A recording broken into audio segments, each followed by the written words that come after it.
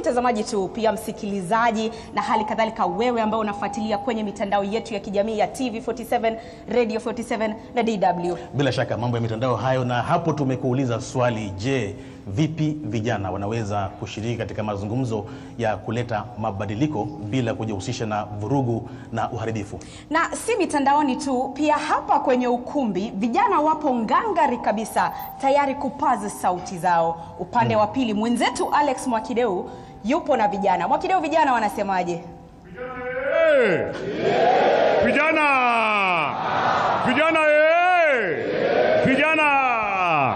Leo vijana wanakongamana sio kwa ajili ya masuala ya kabila, sio kwa ajili ya masuala ya dini. Leo vijana wanakongamana sio kwa ajili ya kuangalia masuala ya kubishana ama nini, lakini leo wanakongamana kwa ajili ya kuongea na kusikika katika mpango huu wa maoni mtaani. Kwenye mpango wa maoni mtaani, mimi niko hapa kama MC wako, na leo hii niko hapa kwa ajili ya kuchukua maoni haya kutoka kwa vijana ambao tuko nao ndani ya ukumbi huu wa Bandari Maritime Mombasani.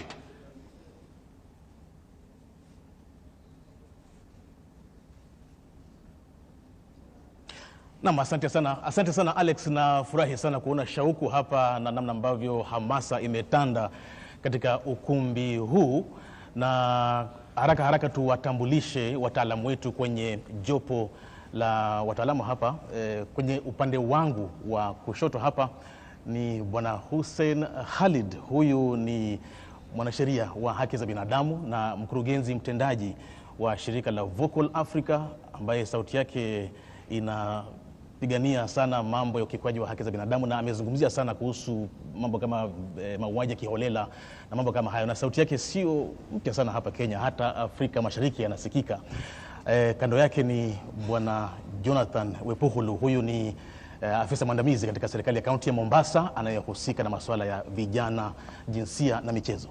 Naam, upande wangu karibu na mimi kabisa Bruce ameketi Najma Ahmed, ambaye ni mwanafunzi wa chuo kikuu cha Mount Kenya na vile ni mtetezi wa vijana, mwakilishi wa vijana pamoja na wanawake.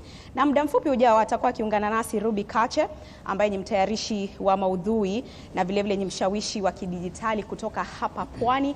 Wote kwa pamoja watakuwa kitusaidia katika kudadavua na kuchanganua masuala mazima, tupate kujua iwapo kweli mazungumzo yanaweza kutumika badala ya vurugu na kufanikisha mambo ambayo vijana wanapigania, au sio Bruce? Bila shaka, na tuwapigie makofi tafadhali kuwakaribisha.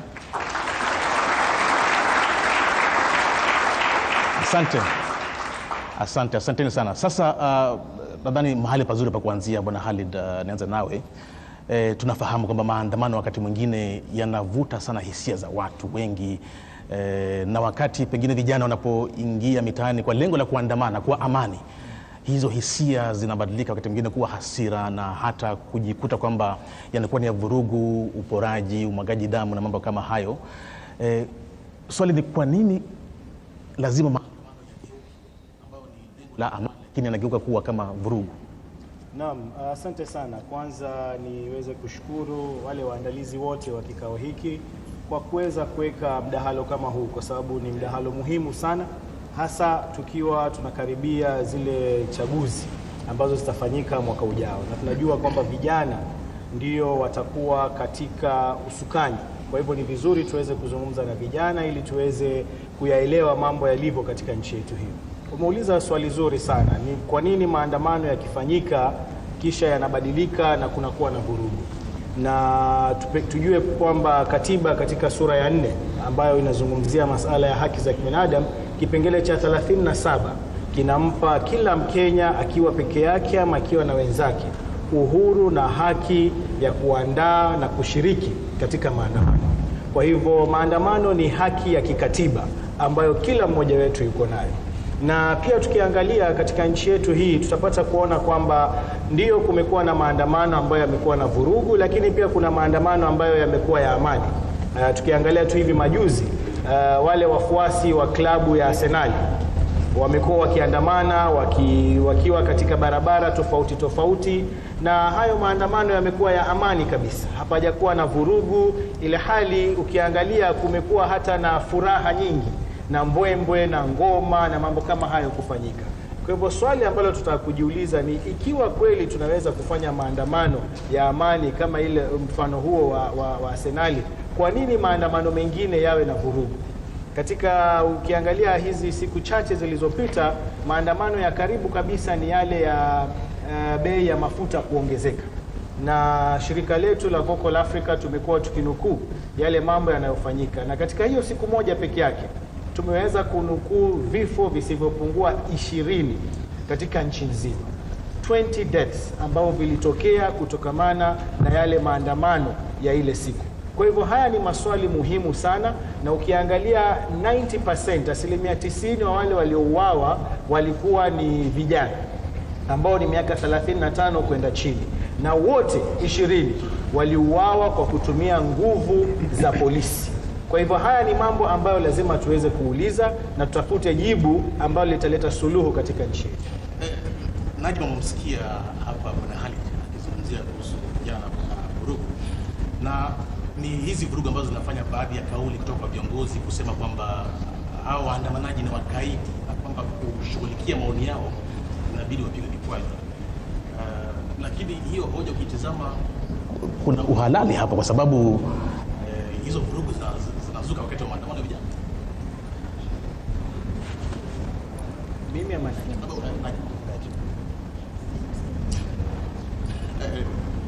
nimuulize Bwana Khalid, Najma ni kama matatizo kidogo na nafikiri ni swali zuri hilo. Hata ukiangalia kwa mfano wiki hii iliyopita Jumatatu tulikuwa na maandamano kule Nanyuki, na walikuwa wanapinga kile kituo cha karantini cha Amerika, na katika hayo maandamano watu 2 waliuawa. Na swali ambalo tunafaa kujiuliza, kwa nini vikao ambavyo vinazua masala kuhusu usimamizi katika nchi hii ndivyo ambavyo vinaleta vurugu? Na ukiangalia kiundani utapata kuona polisi ambao sasa wao wanafaa kujukumika kuhakikisha kwamba amani imepatikana, mara nyingi ndio wanaenda pale na wanaanza kuleta vurugu kwa wale vijana. Wanasema hamujapewa laiseni, hamujaruhusiwa kukutana, na ni jambo ambalo lazima tuseme kwa uwazi kabisa kwamba sisi kama Wakenya haki yetu iko kwenye katiba, na haki yetu hatupewi na polisi. Polisi yoyote pale hafai kuingilia haki ya Mkenya ambayo imehakikishwa kwenye katiba. Lakini utapata mara nyingi Wakenya vijana wakijitokeza kuzungumzia masala ambayo labda yanapinga serikali, ama ni masala ambayo huenda yakawa hayana msimamo sawa na serikali, tunaona polisi wanatumiwa kuingilia, kuvuruga na kuleta sintofahamu baina ya wananchi. Kwa hivyo kwa msimamo wangu mimi kama mwanasheria na vile vile mwanaharakati, tunasema kwamba polisi lazima waweke mikakati ya kutosha kuwahakikishia Wakenya haki yao ya kuandamana, kwa sababu hiyo sio favor wanatufanyia. Hiyo ni haki yetu ambayo imehakikishwa katika katiba ya Kenya. Naam, asante sana Bwana Khalid. Na mtazamaji, ni kukumbushe tu kwamba unafuatilia mdahalo huu wenye kauli mbiu Voices Not Violence mbashara kutoka hapa kaunti ya Mombasa. Hapa tulipo ni katika shule ya Bandari Maritime Academy, ambapo tunawashirikisha wahusika wote katika mdahalo huu, na vijana pia wapo kwenye hadhira tayari kutoa maoni yao, na vile vile wewe mtazamaji pale nyumbani unaweza kupata nafasi kuchangia kwenye kipindi kupitia mitandao yetu ya kijamii. Labda upande wangu sasa Bruce ni washirikishe vijana, na tunaye Ruby Kache ambaye ni mtayarishaji wa maudhui na vile vile ni mshawishi wa kidijitali kutoka hapa Pwani. Ruby, unamsikia anapozungumza Bwana Khalid, anasema kwamba vijana ndio wanaotumika pakubwa katika kusababisha maafa na vurugu. Unadhani kwamba mitandao inachangia pakubwa katika kusababisha hali hii, ambapo vijana badala ya kutumia mazungumzo kutafuta suluhu wanatumia vurugu? Naam. Mimi nitakubaliana nalo kwa sababu sisi vijana tunatoka kwa jamii tofauti. Kila mtu kuna vile anacho ambacho anaamini. Nitatoa mfano, last month kule Kilifi County kulikuwa kuna msichana mdogo ambaye alibakwa. Nadhani hiyo story ilikuwa kwa mtandao. Sasa sisi kama vijana wa Kilifi tukasema tunataka tuandamane kwa sababu hatukuwa tunapata jibu, hatujapata solution kutoka kwa polisi. Yani hiyo story ni kama ilikuwa imenyamaziwa.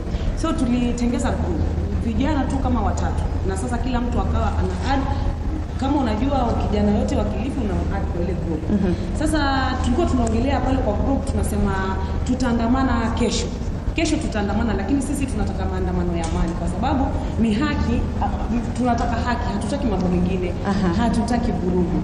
Sasa ile story ilivyokuwa kwa mitandao, kuna vijana wamepanga maandamano. Vijana wengine sasa sijui kama ni watu wanatumwa na wanasiasa, wakaanza kuleta story ya kuwa watu kesho sijui kutakuwa kuna matia gani, watu kesho wataleta fujo. Mpaka sasa kuna kijana akatumika, sijui kama alitumika na mwanasiasa manani, akakuja akaweka pale kwa group anasema eti tusiandamane kwa sababu eti kutakuwa kuko na vurugu. Sisi tukasema hapana, sisi tunataka maandamano ambayo yatakuwa yako na amani, and we will do it vile tulikuwa tumepanga, kwa sababu sisi tunataka tu haki ya yule msichana mdogo. So siku ikafika, tukaandamana, tukaenda kwa hiyo crime scene, tukaanza pale maandamano, tukawaambia kabisa, tukabrief, tukasema maandamano tunafanya, lakini sisi vijana ndo tutafanya haya maandamano yaonekane mazuri ama mabaya. Sasa sisi hatutaki vurugu. Hizo stories zote za mitandaoni ambazo mmezisikia huko ni za uongo. Sisi tu tunataka haki ya yule msichana wetu. So tulifanya maandamano, tukaenda police station sasa, kwa sababu ilikuwa ni tuandamane tufike police station tupate kama ni tupate majibu. Tulipofika pale sasa tumekaa pale tunangoja majibu. Kidogo tunaambiwa eti mnarushiwa tear gas sasa hivi, tokeni. Sasa unaona vijana wakaanza, mbona mnaturushia tear gas nini? Sasa wale vijana ambao walikuwa wamepanga maandamano ndio ikabidi sasa wao cool down kila mtu pale, waambie sasa sisi tunataka tujibu, kwa hivyo ni watoke mapolisi, watoke wakuje, mkubwa polisi atoke atuambie kesi imefika wapi, na tukipata majibu sisi tutaenda nyumbani. And kulikuwa kuna mwanasiasa akakuja pale, sisi tukasema hakuna mwanasiasa tunataka kuwa involved, kwa sababu kitu si siasa, ni haki ya mtoto mdogo ambaye alibakwa na akauawa.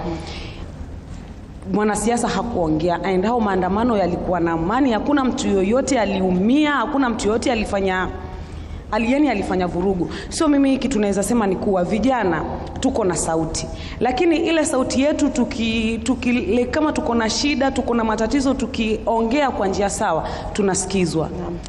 Vurugu si solution, because pale tungepigana tukafanya hivi tukarusha mawe hatungepata jibu, but tulisikizwa kwa sababu hatukuleta fujo. Naam. Yeah. Asante sana kwa hilo Ruby. Najma, nije kwako sasa kwa niaba ya vijana, mwanafunzi kutoka Chuo Kikuu cha Mount Kenya, vile mtetezi wa vijana na wanawake. Labda ni nini ambacho kinawashinikiza vijana kuwa na hali hii? Awali tulikuwa tunawaona wanafunzi wa vyuoni hawakuwa na vurugu ya aina hii, lakini sasa hivi unapoangalia hata takwimu ni kwamba vijana wengi wanaohusika katika masuala ya kusababisha vurugu ni wanafunzi wa vyuoni, au hata kama si wa vyuoni ni wanafunzi ambao wametoka vyuoni muda mfupi au miaka michache iliyopita. Ni kipi ambacho kinawashinikiza kutojihusisha na mazungumzo na kusababisha vurugu? Sababu ni kwamba vijana siku hizi wameinuka kwa sababu wamepatiwa platforms kama university ambapo wanafunzwa kuhusu haki zao, na pia wametoka sekondari pale wamefunzwa kwamba wana haki, na the country is a democracy, it's not a dictatorial country, and they have a right according to the constitution that they have to voice out their concerns. Now as a country, as leaders, we should listen to the youth and listen to the youth, and maoni zao pia zitatusaidia tuweze kuleta maendeleo katika nchi. So now the reason as to why the youth are raising out their concerns is because enough is enough. You know, there is raising your concern, yes, na kuna raise concern kwa njia ya vurugu. Hiyo yes, ndio tofauti ambayo nataka sasa utuchoree taswira kamili. Kwa nini vijana wanapenda kuelekea upande wa vurugu? You can just sit down and raise your concern calmly na utasikika. Well, it's not like we wanted to go down the streets tukileta vurugu tukivunja biashara za watu. It's mainly because like tutaanza vizuri, tutaanza online kwa mitandao, kisha tuelekee, kwa sababu tusikiki tukiwa kwa mitandaoni, tunaelekea kutembea barabarani tukivoice our concerns. Na wakati tuko barabarani tunaanza kuvamiwa, na wakati tunavamiwa we also fight back as defense. Na wakati polisi wanaturushia sisi tear gas na nani, we also have to find a way to defend ourselves. And so that way is vurugu? No. Okay, endelea. So we will not just sit and kubali kurushiwa like tear gas. We also have to protect ourselves, right? Kila mtu maisha yake ni muhimu. Okay. Bruce, unamsikia eh? Namsikia. Vijana wenye sauti nakwambia. Ni kweli na Bwana Wempuhulu, umemsikia Najma hapo, umemsikia Ruby akitoa sauti za vijana. Hii inatoa mtazamo kwamba sauti zao wanazungumza lakini ni kama hazisikiki. Vyombo vya dola vinawafungia milango, bana wanaenda vioni, wanasoma, wanapata ujuzi na uzoefu wa kufanya mambo mengi sana. Sasa kuwafikia viongozi inakuwa ni changamoto kubwa sana.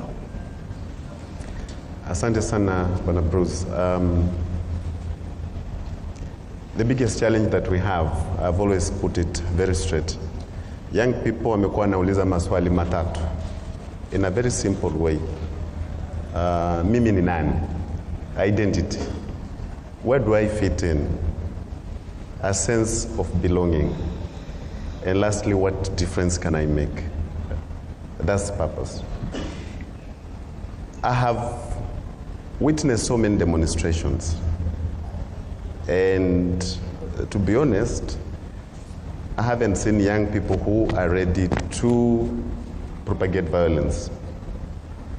If you stand on the way of young people trying to get answers to those three questions, then violence will occur.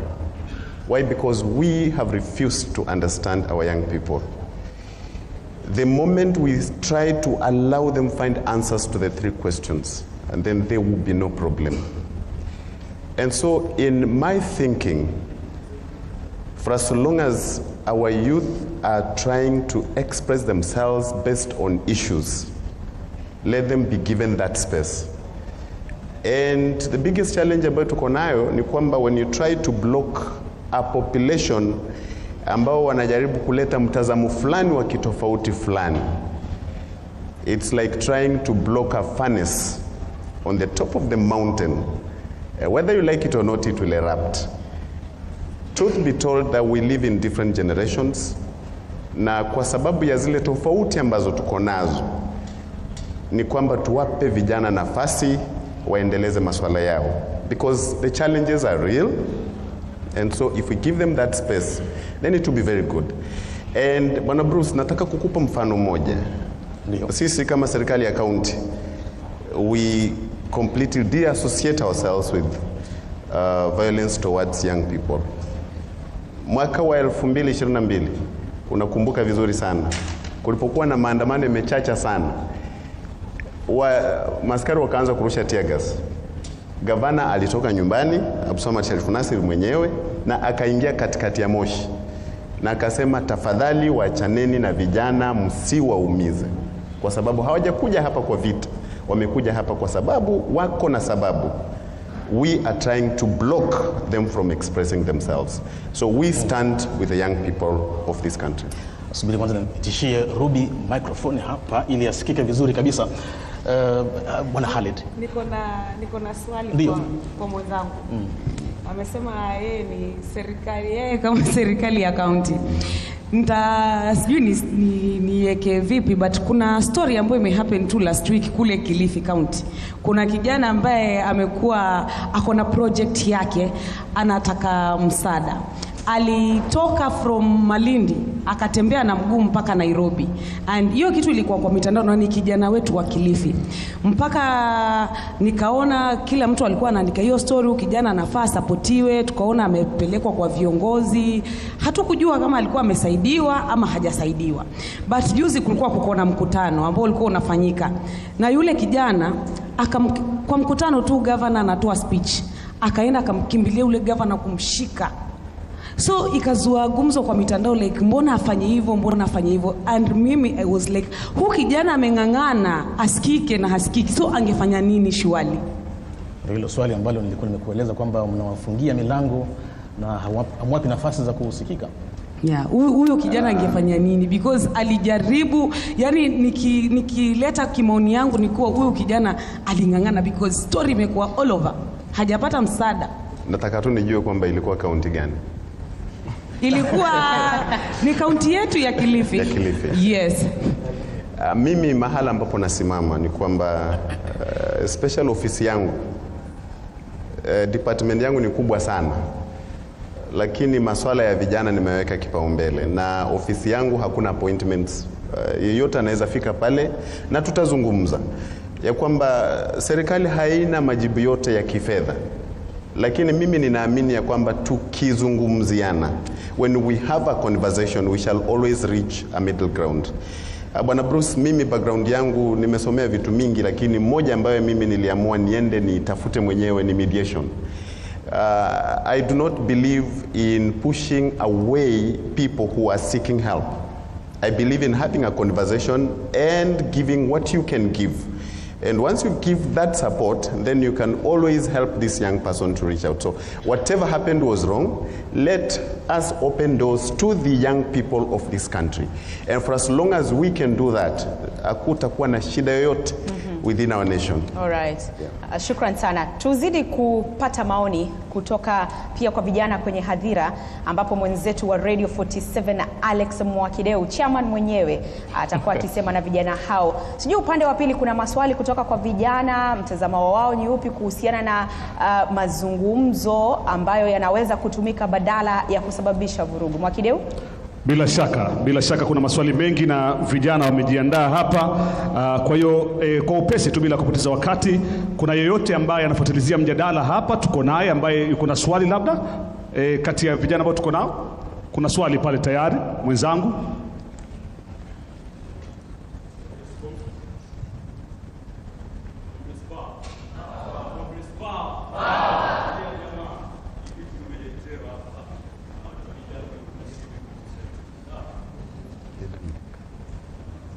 Okay. Hii kitu tumeletewa hapa na watu wa DW na TV47. Sawa, mimi hata sina swali, mimi yangu maoni tu. Hii government ambayo tuko nayo sisi, si ndio? It's a democratic government, si ndio? What is demo? Demo ndo watu, si ndio? Demo ndo watu. Kwa hivyo kwa democratic government inamaanisha this is a government of the people, by the people, for the people, si ndio? Okay. Kwa hivyo sasa government isiposema kwamba haitaki kutusikiza sisi kama vijana, na sisi wenyewe tukijitokeza kama vile walivyofanya kina Jomo Kenyatta, tulifanya history sote, si ndio? Na Jomo Kenyatta, wale wazee hao pia wazungu walipokuja, walipoona wananyimwa rights zao, hao pia waliamua kiamna kitu kama hiyo. Sawa, sisi ndo watu wa Kenya, sisi ni wa pwani, sisi ni watu wa Maumau, namna venye sisi tuweza fanywa kitu chochote. Unaona? Sasa hivyo ndo sisi vijana wanaona hivyo. Watu wamechoka hapa by the way. Watu wamechoka vibaya sana. Kwa maana sisi sasa tunatoka tunaamua bana kama mbaya. Sisi tuwafuata hivyo. Unaona? Sasa hii conversation pia inafaa pia kuwa pia serikali inakuja na kitu hivyo, au pia wanaulizwa ni vipi mnaweza kupatana na vijana bila kutumia weapons, bila kutumia hizo vitu. Sawa, compress power. Asante. Makofi kwake. Jana mwingine hapa. Kwa dakika moja ndio tuweze kuongea kwa wengi zaidi. Okay, comrades power. Comrades achu. My name is Obiru Peter Tonda, the president of the Technical University of Mombasa. I will be very straight to my point. Number one thing that I would like to tell you people is that we the youth, we are the children of this country. And in a country of this kind, the government is like our head or the family heads, you see. But you see, if the fathers don't listen to us, then we say, also with the coastal region youths, we say that the comrades' power is the second most powerful power after God's power. So in the event that we are not urged, then we use our own way to find our places there. Now allow me say this kindly, shortly. You do say that maybe the government, county or any other part of this government, you do include the youths. I want to tell you that even for the Nyota funds that were brought here in Mombasa, you could not access those venues, and we are youth. All right. Another thing is this. We would like to even meet our leaders like the MPs and the MCAs. These people are nowhere to be seen. Let me give you a scenario. These people, if you want to even reach these people, there are cartels there for you to reach, even if it's an MP. For you to reach that person, there are cartels. You cannot be able to access those people. So when we don't access them, we cannot be able to find them. How do you people expect us to express ourselves? Right. Allow me to say the last one. This is the only chance I have to speak out. Another thing is a tool that the government is really using that is very bad. That is fake promises and the so-called PR. We will meet like this way in such a forum. Maybe I can give out my issue up there, and then the leaders may promise to do them in certain periods. But then you will find that we are being contained. If you start speaking, utambio uko na KRL, and some of them give you threats. Mwingine juzi tukiendea basari pale, tunatishiwa tunataka kupigwa bunduki 6. Our MP, what is that? And we are comrades of this county. Sisi ni wapiga kura wa hapa. Tukienda maandamano mnasema voice is not violence. Violence pia counts. All right.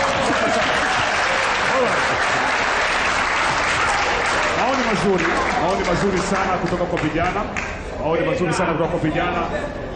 Na miongoni mwetu tuko pia na governance expert ambaye ni Major Retired Mohamed Maroa. Yeye naye atatueleza kwa nini vijana wanaona kana kwamba hawaongeleshwi na viongozi wao.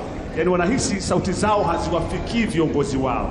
Tofauti iko wapi? Mbona kuna changamoto kati ya maongezi kati ya vijana na viongozi wao? Na kuomba usimame Major Retired Mohamed Maroa. Sijui nisimame pale. Hapo uko sawa tu? Niko sawa. Uko sawa. Nataka watu wangu watumwa wanione. Haya. Prevention is better than cure. Siongei hapa kwa sababu ya kumpinga mtu wowote. Siongei hapa kwa sababu ya kumsapoti mtu wowote. Naongea hapa nikiwa katikati kuhusu mambo ya security kama vile alivyo niambia niseme. Brother Khalid ameongea kitu ambacho dada Kache pia amekizungumzia na dada yetu Najma pia alikisema.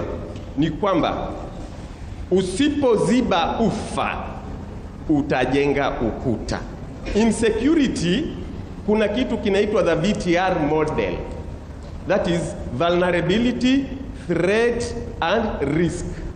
Vulnerabilities mnajua ni gani? Threats mnazijua ni gani? Na risks unazijua ni gani? Any security operations is supposed to be intelligence based. And even our governance is supposed to be intelligence based governance here in this country. Mwanafunzi ama youth ama mtu wowote akijaribu grievances zake zisikize, na kama vile walivyosema ukiziziba hapo ndipo unaleta shida. That's why tunasema you must first of all uhakikishe ya kwamba the vulnerabilities, unajua ya kwamba huyu nikimfanyia hivi atafanya hivi. Kuna kitu kinaitwa security assessment. Watu wote wa security wanajua, the NIS wanajua, police wanajua, military wanajua. The moment you do what we call a security assessment, unajua the vulnerabilities, the strategies ni kuzifunga zile vulnerabilities. For example, wanafunzi wanasema chakula chao ni kibaya, wanataka kibadilishwe. Nyinyi management hamtaki kusikia.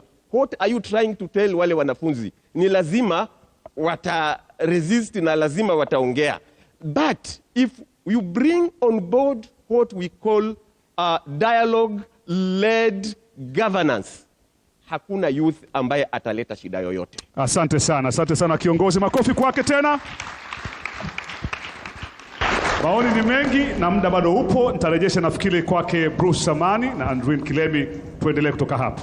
Naam, asante sana Alex Mwakideu mwenzetu huyo kutoka Radio 47 akiwashirikisha vijana ambao wanafuatilia mdahalo huu kwenye ukumbi hapa Bandari Maritime Academy, ambapo mtazamaji tuko mbashara tukikuletea mazungumzo haya ya jinsi ambavyo mazungumzo yanaweza kutumika badala ya kusababisha vurugu.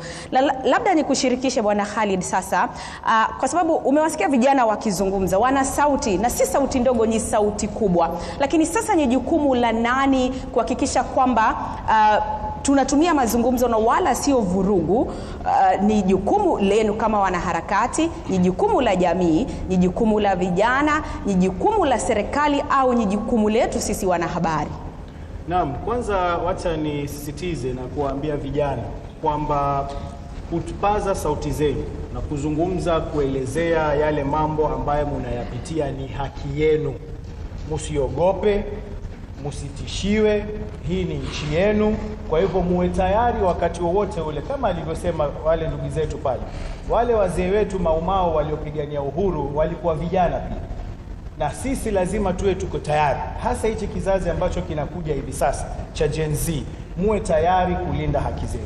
Jambo la pili ambalo tunafaa kusema kwa wazi kabisa kwamba we don't encourage violence at any point in time. Hatuwezi kabisa sisi kuwa ni watu ambao tunasema lazima kuwe na ghasia. Lakini jambo ambalo lazima tuulize, what is the cause of this violence? Is it unemployment? Yes. Hebu tuchukue mfano wa vijana hapa Mombasa. Hii Mombasa Stadium ambayo tunaizungumzia hapa, huu unaenda ni mwaka wa 7. That is supposed to be a facility that our youth use to engage themselves, kutumia ule uwanja kuweza kuleta mabadiliko, kujijumuisha katika mambo mingi. Lakini huu ni mwaka wa 7, ile stadium haifanyi kazi. Hawa vijana wakisema kwamba hatuna mahali pa sisi kwenda kujishughulisha katika michezo na mambo kama hayo, watakuwa wamefanya makosa. Kwa nini leo hii serikali imejenga stadium ya Wajir in 3 months? Hii stadium ya Wajir ilitangazwa kwamba itafanywa baada ya stadium ya Mombasa kutangazwa itafanywa. Siku kadhaa baada yake ndio ile Wajir Stadium ilianza kutengenezwa. Na tukumbuke Wajir Stadium ilitengenezwa from scratch. There was nothing. In 3 months wame celebrate Madaraka Day katika ile stadium. Kwa nini Mombasa Stadium haitengenezwa? Watasema stadium ni kubwa, wajua ile ni kidogo. Talanta Stadium Nairobi imejengwa kwa muda gani? Less than 2 years.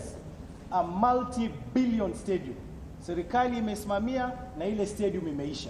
Sasa hawa vijana hapa wa Mombasa wakisema kuna ubaguzi katika maendeleo, kisha mnakuja mnawalaumu, mnasema mnashika vipanga, mnaandamana, mnapiga kelele. What are you as the government? What are you doing to help this youth to detach them from the violence that we are seeing out there?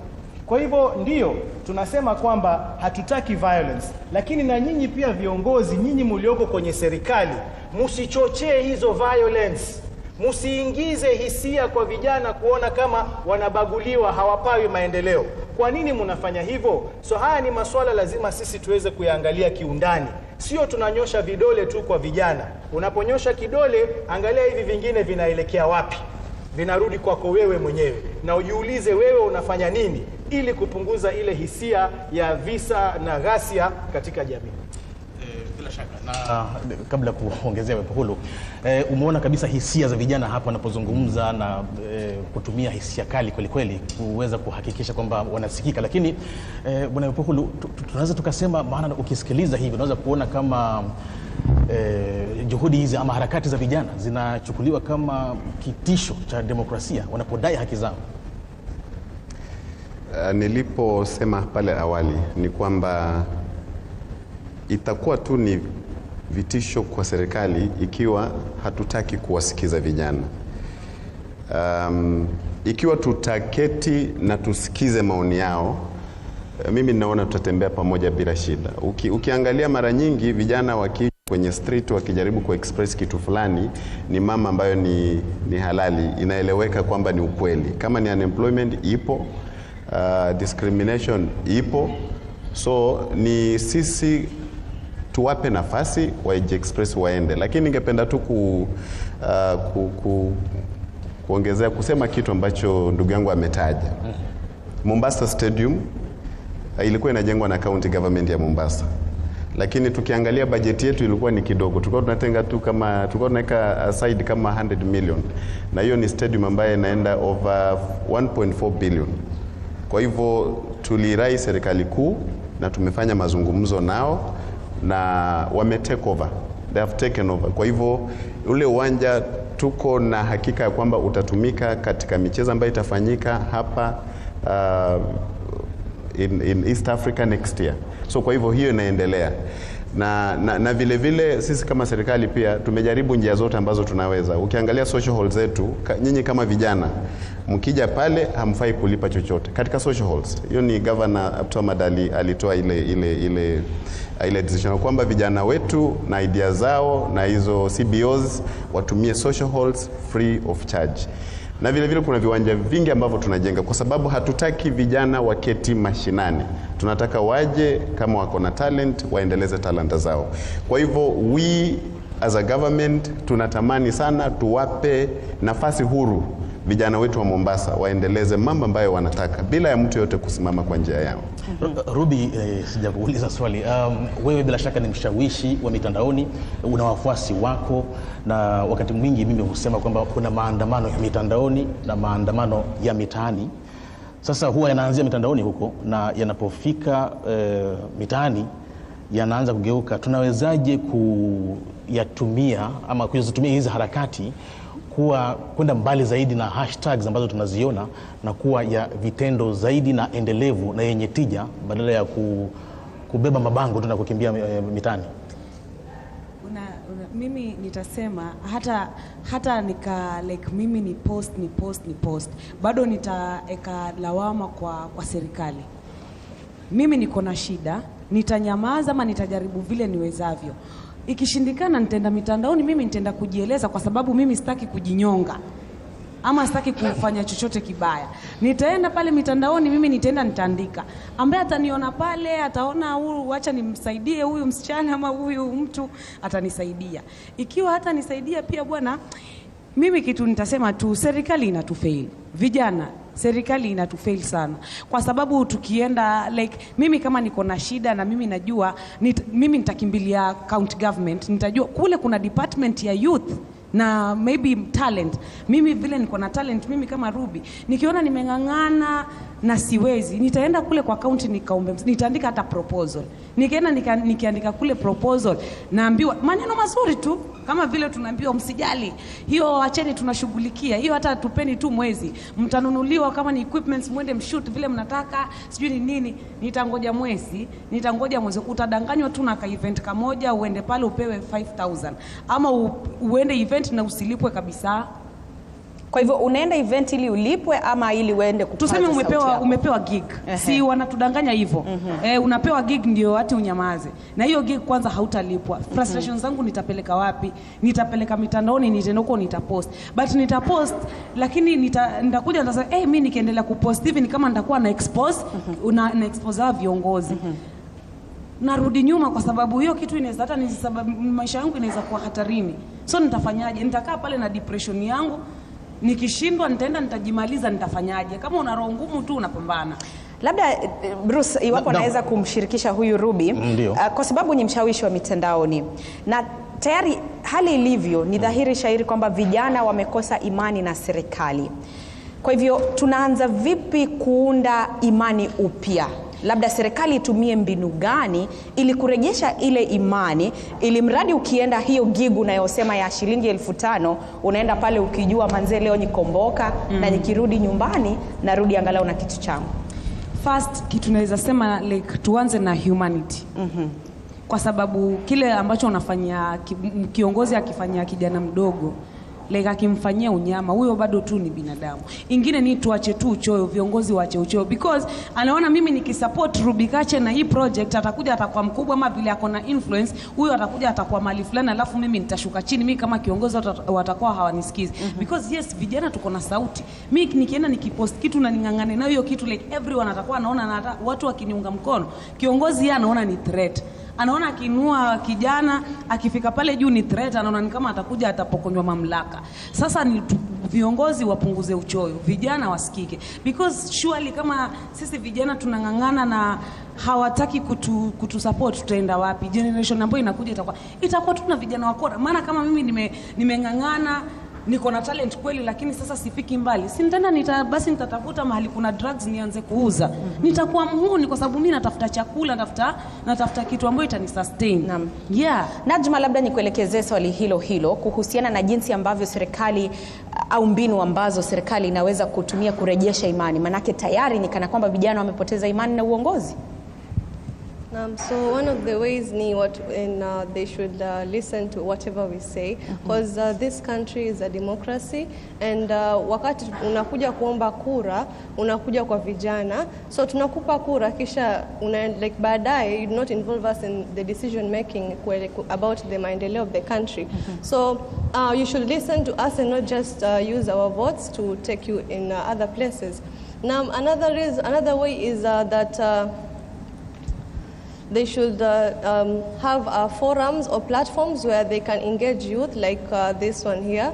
So where they can listen to them in the majority of them and offer solutions. Hapo tunakuwa na uelewano, cooperation and understanding that this is, and they should also say that this is what you're gonna do, and we have listened to your concerns, and by this, and they should also offer a timeline that by this time we will have done this, and also should show that they are doing it, na si ati ni kuongea peke yake, waonyeshe and whatever they are doing.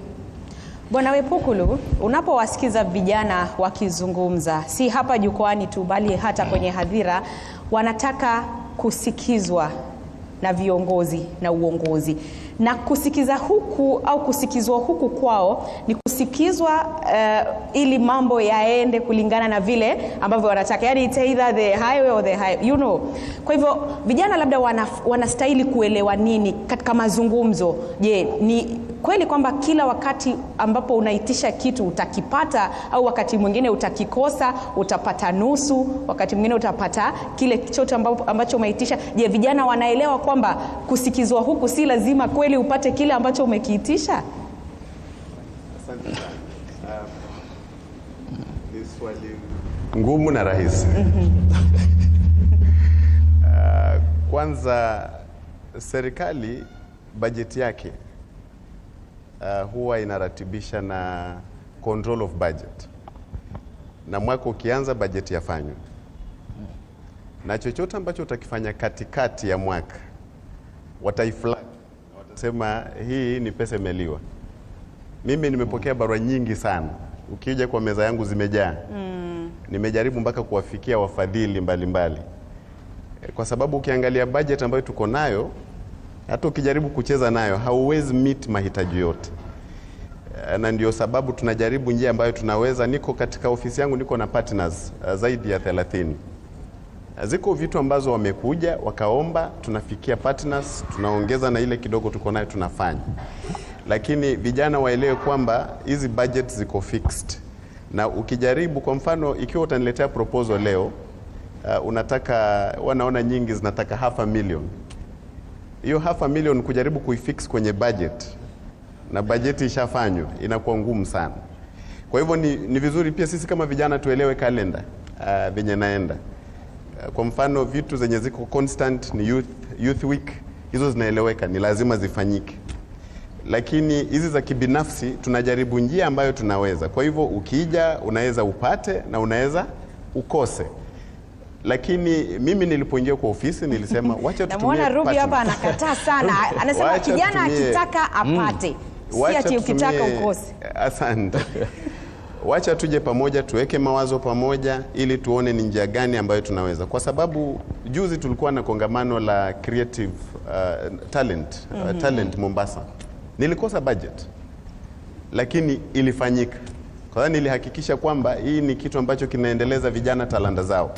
Nilitafuta njia zote ambazo ninaweza, tukakimbia kwa gavana kidogo, akamwambia wewe utatafuta kwa kona yako, akanipa fedha, tukatafuta kwa ufadhili na tukafanya. Kwa hivyo tuelewe ukweli halisi wa mambo ilivyo. Ni ngumu sana kuongeza kitu katikati ya mwaka ya bajeti yoyote.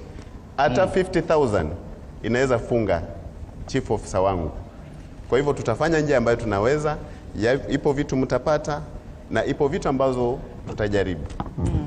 Namuona Alex anawashwa kweli, ni kama anataka kuuliza swali, lakini kabla kukupa fursa Alex, kabla kukupa fursa nimuulize Bwana Khalid.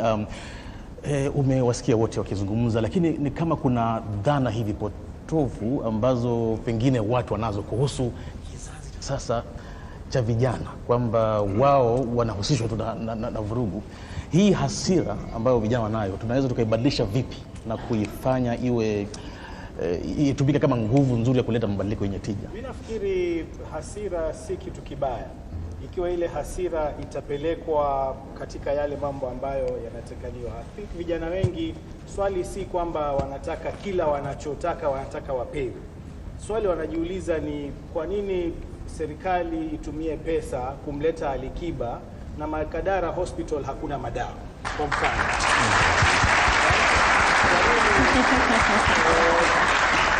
Miradi ambayo inafaa kusaidia vijana haifanyiki, lakini tunaambiwa bajeti ya gavana ya chai ni milioni 6. Mambo kama hayo. Haya ndio mambo ambayo vijana wanauliza maswali, wala hawasemi kwamba lazima kila sisi tupawe pesa zetu tufanye hivi. La hasha. Ni mambo, tukumbuke hawa vijana ni wale beneficiaries wa Mwai Kibaki alisema free primary education. Ndio. Hawa vijana sio na wanakuambia sisi sio wazazi wetu, sisi tutawavuruga. Acha nitumie hiyo. Hawa ni vijana ambao wamekuwa katika katiba mpya ya Kenya, ambayo sura kubwa kabisa katika hiyo katiba ni haki za kibinadamu. Walioandika katiba walikuwa wanajua kule tunatoka, wakaweka sura ya 4 ya haki ya binadamu kuwa the biggest chapter in the constitution, na wanajua hivyo. Kwa hivyo hawa si vile vizazi vya awali ambavyo vinatishiwa, umeiba kuku utashikwa utafungwa. Yule ameiba mabilioni ya pesa anaachwa aende ale hizo pesa. So la muhimu ni tujue kwamba hiki sio kizazi cha kuchezea. Hawa wamesoma, wanaelewa mambo gani yanayosemeka, na kama alivyosema huyu kaka, lazima wasikizwe. Ndio. Hilo ndio jambo ambalo tunasisitiza. Kweli kabisa, na umezungumza kuhusu kusikilizwa, lakini Wepulu, yes. Tunawezaje sasa kuweka mazingira ambayo ni salama ili hizi sauti zinapotolewa kutoka kwa vijana waweze kujieleza katika njia ambayo wanasikilizwa, lakini si kusikilizwa tu, kwa sababu mara nyingi pengine mnakuwa na warsha, makongamano kama hayo, wengine wamesema hapa kwenye hadhira kwamba mnakutana, lakini baada ya hapo inakuwa ndio hivyo tena, hakuna utekelezaji wowote. Sasa mazingira salama, kwa sababu tunaona hata kwenye mitandao ya kijamii wakiweka maoni yao na wakijieleza, unaweza kuona kwamba wengine wanatoweka, kuna matukio ya kutoweka ama kuadhibiwa. Ndio. Kwa hivyo ni vipi wanaweza kutengenezewa mazingira na uaminifu kwamba sasa tuondokane na hii hasira na tuanze kuwa na ushirikiano katika vyombo vya dola, taasisi ambazo zinatunga sera ili kuleta mabadiliko? Asante. Kwanza anayezungumzia hali ya chai ya gavana, hiyo si Mombasa.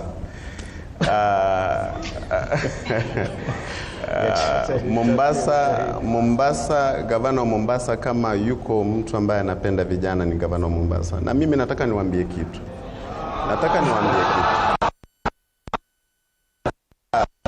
Tulieni kwanza. Haya. Tulieni kwanza jieleze. Asante. All right. Asante. Nataka niwaelezee kitu. Bwana Bruce, ndio. Mimi niko kwa department ya vijana, na mimi vile ndiye waziri wa Public Service Administration. Wage bill ya Mombasa iko 45% at the moment. Wage bill ambayo inakubalika Kenya mzima ni 35%. Hata tukijaribu kuongea na gavana kumwambia kwamba tusiajiri, mahala ambapo tumefika ni pagumu, yeye katika cabinet anasema ni lazima tutafute nafasi ambayo tutaweka vijana. Na juzi, najua mimi namwambia mambo ambayo yapo, alisema ikiwa wage bill itatuzuia sisi kuajiri vijana, wacha tutumie njia ya internship. Tuhakikishe kwamba tutawapa vijana nafasi ya kuserve katika Mombasa. Na mimi nasema iko sawa, mimi niko kwa Public Service Administration. Juzi tumemaliza kuajiri vijana kidogo, tumeleta on board vijana 43. Na mimi ndiye nilienda nikafungua kile kikao katika idara ya engineering na electrical works. Na hii yote ukiangalia kwa mitandao yangu utaipata. Ukiangalia advertisement utaipata. Na gavana ametoa ilani ya kwamba yeyote atakaye discriminate kijana ati wewe sijui unamjua nani ndio ajiriwe Mombasa, utafutwa kazi. Advertisement zote ziko sawa and they are open. Juzi tukakutana na vijana wa football. Gavana akasema hawa vijana watafanya vipi ambao wanacheza michezo, tuwape nafasi hata kama watafanya kazi kaunti. Nikamwambia gavana, budget yetu imefinywa. So kwa hivyo mimi nawaeleza vitu ambavyo vipo. Swala ambao umeuliza, tutafanya vipi ili tuwape nafasi vijana? Kwanza ni sisi kama viongozi tufungue milango yetu. Mimi nimekuwa invited to, nimeenda so many times. JKUAT Mombasa have been there. Hata kuna barua nyingine kwa meza yangu. Ziko vikundi ambavyo vimekuja kwa ofisi yangu. Tumetoa policy ambayo imemalizika sasa. Tunataka tuwe na kitu inaitwa Mombasa Youth Council. Hii Mombasa Youth Council, juzi nimeona vijana wakaja kwangu wakasema walikuwa washaitengeneza Mombasa Youth Council. Na nikauliza swali moja, mbona sioni wanafunzi wa vyuo vikuu? Na nikamwambia mimi ninavyojua saa hizi, ikiwa hatutakuwa na sauti za vijana wa vyuo vikuu, then we do not have a better structure. Kwa hivyo ile policy imekuja in place na tunataka mjitokeze, kutakuwa na elections. Kabla ile ya national kutakuwa na election Mombasa, kwa sababu tunataka ile sauti yenu izungumzie katika parliament yenu. Na mimi ndiye nitakuwa naongoza hicho kikao ili tuwasikize vitu ambazo tunaweza fanya tufanye, kwa sababu we do not have a solution. We do not have a solution. As I said, budget zimefinywa, lakini tukija pamoja tukisemezana tutapata jawabu ambayo ipo. Na vile vile mimi nimewaambia ofisi yangu, ikiwa kuna yeyote ambaye aliandika barua anataka kukutana na mimi kama waziri na akazuiliwa, mimi Wepukhulu ninataka aje aseme mbele hapa. Mimi ni kijana kama nyinyi, na si kuchaguliwa kwa sababu nilipa pesa. Nilichaguliwa kwa sababu niwahudumie vijana wa Mombasa. Kwa hivyo kuja tusemezane. One thing ambayo mimi sitaki ni kwamba giving statistics ya vijana ambao wameuawa. What I've been saying ni kwamba kijana mmoja peke yake is too many for us to lose. So tusemezane, na pia vile vile mikutano kama hiki nafaa tuwe na vitengo vya usalama.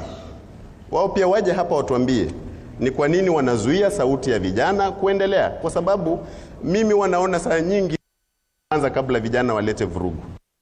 Mambo yote tuje tusemezane, vikao kama hivi viwe vingi zaidi na tutapata jawabu. Bruce. Okay, asante sana Bwana Wepukhulu kwa kauli. Tumpigie makofi basi wapo tunampigia. Asante sana mtazamaji, msikilizaji na wewe ambao unatufuatilia mitandaoni TV40, Radio 47 na DW. Bila shaka tunazidi kukuhusisha na tunatoa nafasi kwako kuchangia kwenye mdahalo huu ambapo tunasema voices not violence, yani jinsi ambavyo unaweza kutumia mazungumzo kupaza sauti yako na hali kadhalika ukasikizwa bila kusababisha vurugu. Kufikia hapo tunapunga unyunyu kidogo, lakini wewe mtazamaji usiende mbali, salia papo hapo. Tukirejea tutakuwa tunarejea na mengi zaidi, tutakuwa tunatoa nafasi kwa vijana walio kwenye hadhira, tutakuwa pia tunapakua maoni yako mitandaoni tukipata kujua usemi wako ni upi kuhusiana na mdahalo huu wetu hii leo. Usiende mbali.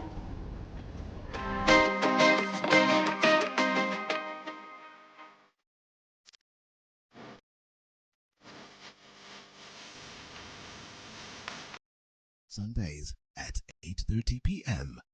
Good morning. You have my rent? Leo jioni kama tutakuwa tumelipa rent, nauza hii simu yako. Hamna pesa. I need 3 G's to make my nails today. Sasa hivi natuhusu aje? Can I order now? Do you ship? Can I get blinking ones? Mimi nilikuwa na trade. Nimewekelea kitele yangu. Kitele yangu na trade. Ikikunyuma. Oh my God. You left me. Nitumie ni live. Uko nje kuna wifi. Why? Hi-Fi? Wait, so what do we call this dish again? I have no idea. The cucumbers are there specifically for my beauty routine. Tamulini kero make a beauty product. Na ameenda. Tunafaa tukuwe na logo yetu. Like, si ni brand already. We won't entertain divas. No. I'm not dealing with a man child. Amazing. Nishapenda hii energy. Sundays at 8:30 p.m. on TV47. Saturday at 8:30 p.m. My father used to tell me that a hotel is the home for travelers. I guess I forgot that. Recently, it's been more of a mirror of my own ambition. Ooh, yeah. We might fail. We will probably fail, but not for a lack of trying. So for the last time, and the first time, welcome to Connect In, the best experience in Eastern Central Africa and its environs. Saturday at 8:30 p.m. on TV 47. Wednesdays at 8:30 p.m. This is a very serious place. I see that. Surely. Hey, Nyumba. This is the place. Just for a few days. Rule number 2. Kwani Google inajua maisha yangu wewe? That's my seat. It's a chair. It was hers. You're new here? Yes. You learned the rhythm. This place is run by structure. Structure. It is a system, ni venye tu ni system haisikizi. And what happens if something you haven't chosen enters your day? I remove it. That's not always going to be possible here. Then you are going to have a problem. Noted. What are you planning? To escape from a resort? This is not a resort, my friend. This is a storage. Wednesdays at 8:30 p.m. on TV 47. I just want to be in the zone. Nairobi, where the hustle never sleeps and neither do the scammers. Link Up, we are talking about something that's affecting all of us. We are talking trust. We're diving into the campus life. I just want to be in the zone. Stay fresh, stay safe, Stay linked up.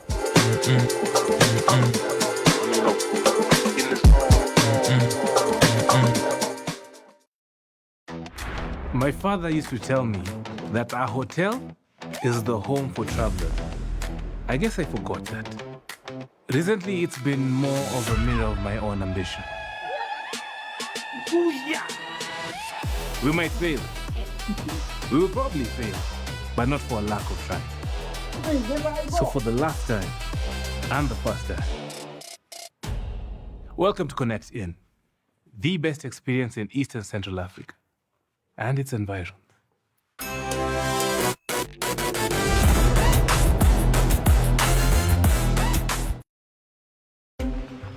This is a very serious place. I see that. Surely. Hey, Nyumba. This is the place. Just for a few days. Rule number 2. Kwani Google inajua maisha yangu wewe? That's my seat. It's a chair. It was hers. You're new here? Yes. You learned the rhythm. This place is run by structure. Structure.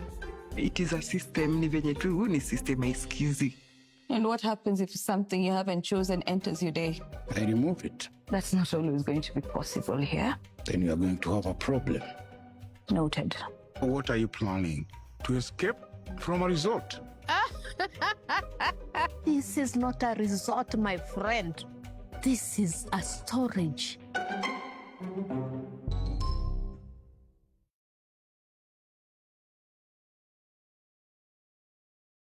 You have to be very careful. Fake money can kill business. Na leo mko rada yangu. Small money, kapesa kadogo, big behavior. I only have big notes. Alikuwa anatafuta courage. Yaani nafaje kutengeneza kachumbari na manyanya zinakaa hivi? Ona kiki ni kama kiwaru. Hiyo ni tonga commitment to the lie. Amejicommit. Ndio hiyo. Nipatie. Unajua kama una mtu kitu, hata tu salamu ya kawaida inakaa kama reminder. Habari yako? Sintalipa kesho. Kesho gani when? Si kesho ya kesho ya tomorrow. Hiyo tena. Mzee ni budi nikamchoka. Ni budi ni madeni.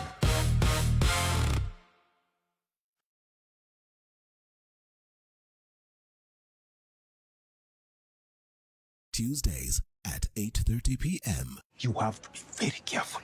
Fake money can kill business.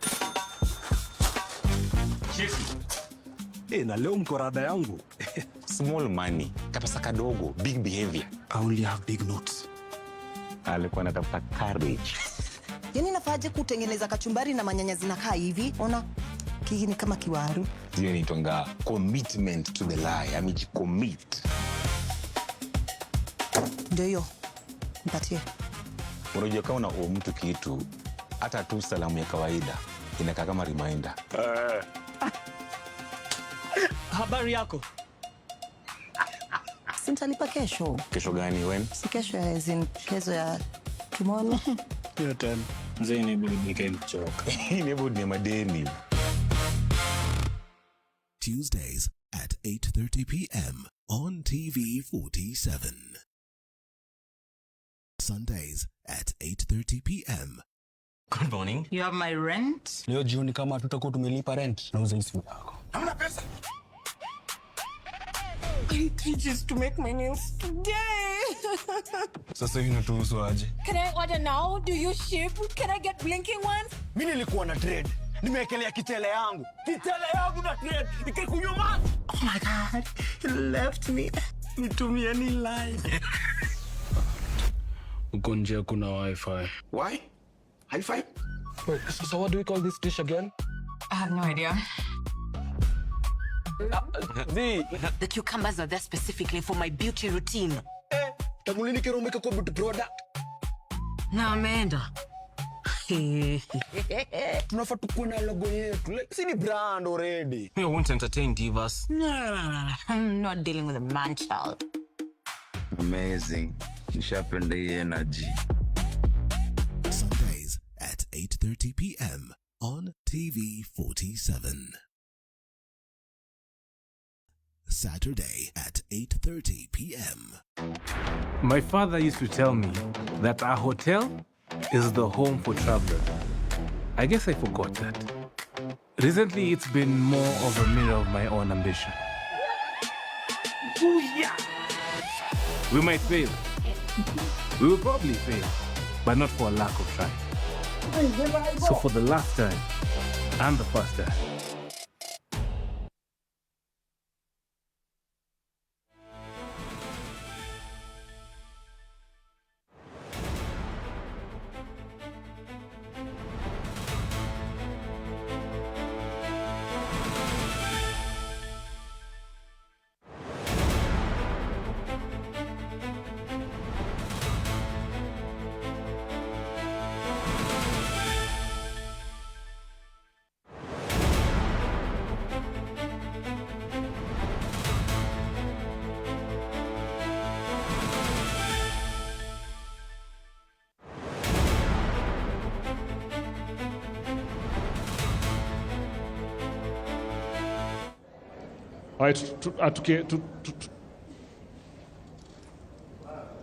All right, tupo live sasa hivi katika mpango mzima Maoni Mtaani unaoletwa kwako na DW pamoja na Radio 47 na TV 47.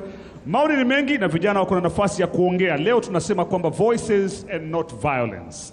Yaani tunataka tuongee, tuone ni vipi tunaweza kuelewana, ni vipi sauti za vijana zinaweza kusikika, ni vipi viongozi wanaweza kuelewa matakwa ya vijana haswa katika eneo hili la Mombasa County. Tupo naye Regina. Regina, tafadhali jitambulishe majina yako. Comrades Power. I am Regina. I'm a student from Kenya Coast. I'm a diploma student doing food and production. Mr. County, I would like to address you. You have said that we have a budget in Mombasa. And what I remember, I attended a participation in Mombasa where we were billing at 17.6 billion. And which the governor was raging a 50-50 if he could reach 21 million. I went through that page of the budget, and there was a lot of budgeting and amount of money which I saw going by the river. It was going, niliona pesa ikienda hivyo, even nikiona live. I would like my fellow comrades, if they could have passed through that page. The amount of health and education and the amount of tourism, if you weigh in those three parts, it is very unnecessary. How many tourist attractions do we have in Mombasa? They're not even reaching 20. And those places, I as a Kenyan citizen, I have to pay for me to visit that place. 713 million ilitolewa ikaekwa kwa tourism. Na ukija kwa education and health, it was ranging around 1,500 there, 1,000. That thing is very unfair. And Mlaleo, we have no generators. We cannot be treated when the system is not on. Twende Makadara. Hatuna hata places where our sisters and mother can give birth. And yet, what I can say, I love Ruto, Honorable Ruto so much, because he has seen to bring...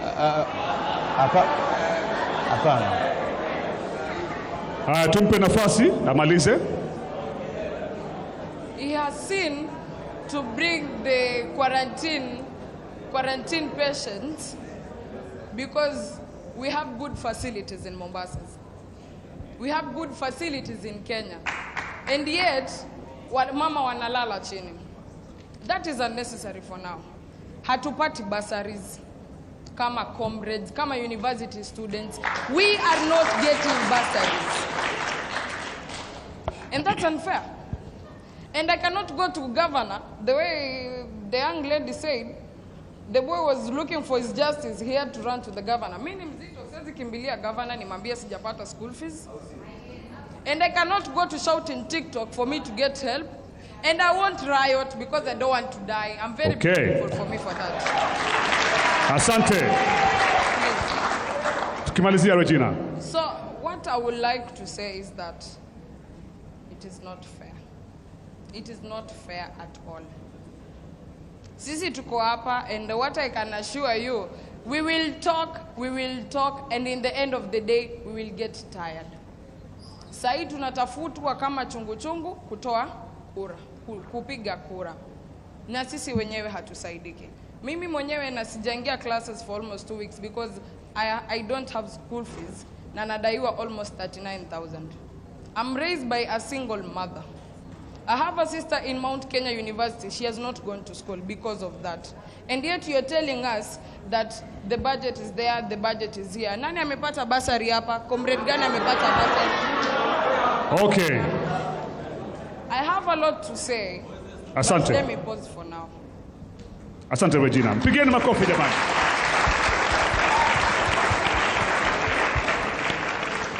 Voices and not violence. That's what we're talking about. Tuko naye pia Mercy Neema Mwagambo ambaye yeye ni mmoja wa waathirika akitoka maeneo ya Kikambala. Labda tu unaposikia gumzo hili linaendelea hapa na tumekukaribisha ili uweze kutupatia pia experience yako. Unaposikia gumzo kuendelea, voices not violence, ni kitu gani kinakwenda katika akili zako mama? Na kuomba usimame tafadhali. Naitwa Mercy Neema Mwagambo, niliathiriwa na bomb blast 2002. Labda majenzi wengine walikuwa hawajazaliwa, so tulikuwa pale. Kwa kifupi tu naweza elezea vile niliathirika pale. Nilikuwa receptionist na nikaathirika, ngua uso, ngua mikono, ngua tuseme mwili mzima. Mpaka sasa na limp mguu wangu wa right. So nikaenda Israel na nikarudi. Na katika hali hii yote saa nyingine huwa natamani paka uzungumze kama vile ambavyo nyinyi sahihi huwa mnazungumza kupitia yani kwa vile huwa mnafanya majenzi. Na pia sisi waathiriwa wa ile mkasa huwa tunatamani tuzungumze, lakini sasa huwa hatusikiwi. Saa nyingine unatamani, yani paka unakuja unasema kwamba ngoja ningoje president ama ningoje governor akipita nikajilaze kwa barabara so that anisikie. So that asikie hiki kilio cha wamama walioachwa na watoto karibu 5, 6, 11 wasikiwe, lakini hakuna mtu anakusikia. So tumeishi na maisha magumu lakini hatuoni mwelekeo. kama vile ambavyo nyinyi majenzia hamuoni mwelekeo katika serikali yetu. Lakini kwa Bwana Khalid ambaye mko katika shirika la Vocal Africa. Yeah, exactly. Vitu kama hizi, kama sisi waathiriwa, huwa tunang'ang'ana, tumeenda kwa mashirika mengi, lakini tunaona vitu zinawekwa pending na havifanywi. Yaani tunaenda, tunaelezea story, tunamaliza siku nzima kwa hizo mashirika, lakini zinawekwa pending. Kama kutoka 2002 huko tulizungumza na, nimeongea na Khalid ngamwambia TRC tuliongea nao mpaka sasa viliwekwa pending, na hivyo ndio vimenyamaza almost 25 years, I think 24 years mpaka sasa havielezwi. Sasa huwa unatamani yani ile upige nduru yani ili usikike, lakini sasa unashindwa. Kama sisi tushazeeka miguuni hiyo iliyovunjika, hatuwezi kwenda barabarani tukaanza kukimbizwa na matia gas. Obvious tutaanguka tu, mafaint wengine, lakini tunaomba yani tusikizwe kama wanadamu, tusikizwe kama Wakenya. Asante. And this is what this show is all about. Maoni mtaani, tusikizwe kama wanadamu, tusikizwe kama Wakenya. Kuna binti mwingine pia hapa tu kwa upesi alikuwa ameniomba aweze kutoa maoni yake. Haya, gender equality kidogo. Sawa sawa. Jitambulishe majina yako, chuo, alafu na maoni yako kwa kifupi tu. Jina langu ni Nicole Sulu. Mimi ni mwanafunzi hapa Bandari Maritime Academy. Na kuna vitu vitatu, mtaniruhusu nichanganye Kiswahili na Kiingereza. Hakuna wasiwasi, changanya. Okay. Mmezungumza hapo mbele na kuna vitu vitatu ambavyo nime note down. Na hapa tumeona voices not violence. Na mimi naona hii ni irony in this government kwa sababu sisi hatusikizwi. Tukijaribu kuzungumza hatusikizwi. Na nitapatiana mfano wa Ebola. We were not consulted as the people of Kenya whether we are saying yes to this or no to this. And I will give you the famous cliche chenye huwa tunarudia. Action speaks louder than words. Kama hamtusikizi inatubidi twende kule kwenye streets, and I agree with two of my sisters up there. Wamesema lazima tujidefend, lazima tuonyeshe kitu ambacho we are trying to communicate. Serikali ina expect sisi tuwasikize lakini wao wasitusikize. How is that going to work? Okay. All right. Cha mwisho. Naam. This is a democratic country. We have opinions. Why is it that as a government hatuna polls, hatupatiwi opportunity to give out our opinions na wakubali what we want? The only thing hii serikali inataka kukubali ni kura zetu. Tukisema wewe unaingia ama wewe hauingii. Thank you. Asante sana, makofi kwake tena. Nimeambiwa gender balancing kidogo kwa upesi tu. Nataka nimsikize huyu kijana kutoka Technical University of Mombasa. Jitambulishe majina yako. Alright, mimi kwa majina nitatumia tule jina ambalo natambulika nao, MC Des. Na ningependa Alex, wacha niongee na Wepukulu alafu na Mheshimiwa Khalid pale. Mwanzo Wepukulu, sijui ndo mara yako najua kwanza unasikia jina MC Des. Lakini 2022 ni mimi ndo nilikuajiri kazi. Unajua hiyo? 2022 Mvita Primary nikiwa MC nilishika mkono wa governor ambao yuko sahi na mbunge wangu Machele. Lakini vile dadangu Ruby Kache, manake mtandaoni mimi na Ruby Kache na mfollow sana na lazima na mkomentia kila mara, na nimesikia chenye amesema, kwa nini mnatutumia sisi the content creators ambao mko nao hapa Mombasa, wakati mshaingia pale ndio unafikiria kwamba kuna MC Gogo? Kwa nini? Sisi kama vijana sana sana hapa pwani mumetubagua, tuseme tu kweli, mumetubagua. Manake mimi toka 2022 mimi sijawahi kuona na uko ofisi yako, hata mimi sijui, ndo nakusikia leo. Alafu Mheshimiwa maliza tu. Mheshimiwa Khalid, Kuna shoot to kill, sitaeleza. Shoot kwa miguu kama msimamizi wa haki, sijui utaongelea nini hapo. Nikimaliza tu tafadhali Mheshimiwa Wepukulu, vijana sana comrades, tunalia na comrades wana njaa. Ndio maana umesikia Robi Kachi akisema kwamba ukiona nyoka yuakukujia, si ndio? Utasimama, si lazima utareact. Hiyo ndo maana sisi vijana tuko kwa street na tunalia, na sisi kama content creators, na umesema msitudanganye. Otherwise, thank you so much. Si comrade power. Alright. Asante sana, maoni ni mengi kweli kweli, na nafikiri nitarudi kwenu Bruce Amani pamoja na Andwin Kilemi. Kuna maswali mengi yameulizwa, natumai kwamba wageni wetu wataweza kuyajibu. La muhimu zaidi ni kuzingatia tu kwamba tunaweza kuzungumza bila kuzozana. Asante. Kweli kabisa, asante sana Mwakideu, na kweli maoni yanakuwa na hisia kali, na tukumbushane kwamba tunatumia lugha ambayo si kunyosheana vidole, lakini tukitoka hapa tunajaribu kutafuta ufumbuzi na namna ambavyo tunaweza tukashirikiana katika kupata suluhisho badala ya kutumia hasira na kusababisha uharibifu. Kwa hivyo kitu ambacho pia kimejitokeza hapa ni kwamba ueleze vipaumbele ambavyo mnakuwa navyo kama serikali ndio vinafanya pengine vijana wanapatwa na hasira hii ambayo inapindukia na kuingia mitaani, kwamba mambo ambayo mnapanga ushirikishwaji huo haupo ama sio wa kutosha, na pengine kuona kama vitu vinafanywa kinyume, yale ambayo pengine yanawahusu zaidi hayapewi kipaumbele. Asante. I've been touched na story ya Regina, na kitu ambacho nimekuja nikagundua ni kwamba information haiflow vizuri. Kuna mahali information inafika mahali na katika. Mwaka jana gavana alitangaza bursaries. Alipotangaza bursaries, watu wakaenda kotini, wakasema bursaries si kazi ya county government. Walipo block, ikabidi hizo bursaries zikawie. Gavana akaenda kwa Council of Governors na akawaambia ya kwamba tumekuwa tunapeana bursaries kwa hii miaka yote, miaka nenda miaka rudi. There is no way we can deny watoto wetu nafasi ya kusoma. Na alipofikisha ujumbe pale, the president was involved. Then Council of Governors wakapeana direction ya kwamba counties lazima zipewe nafasi ya kupeana bursaries.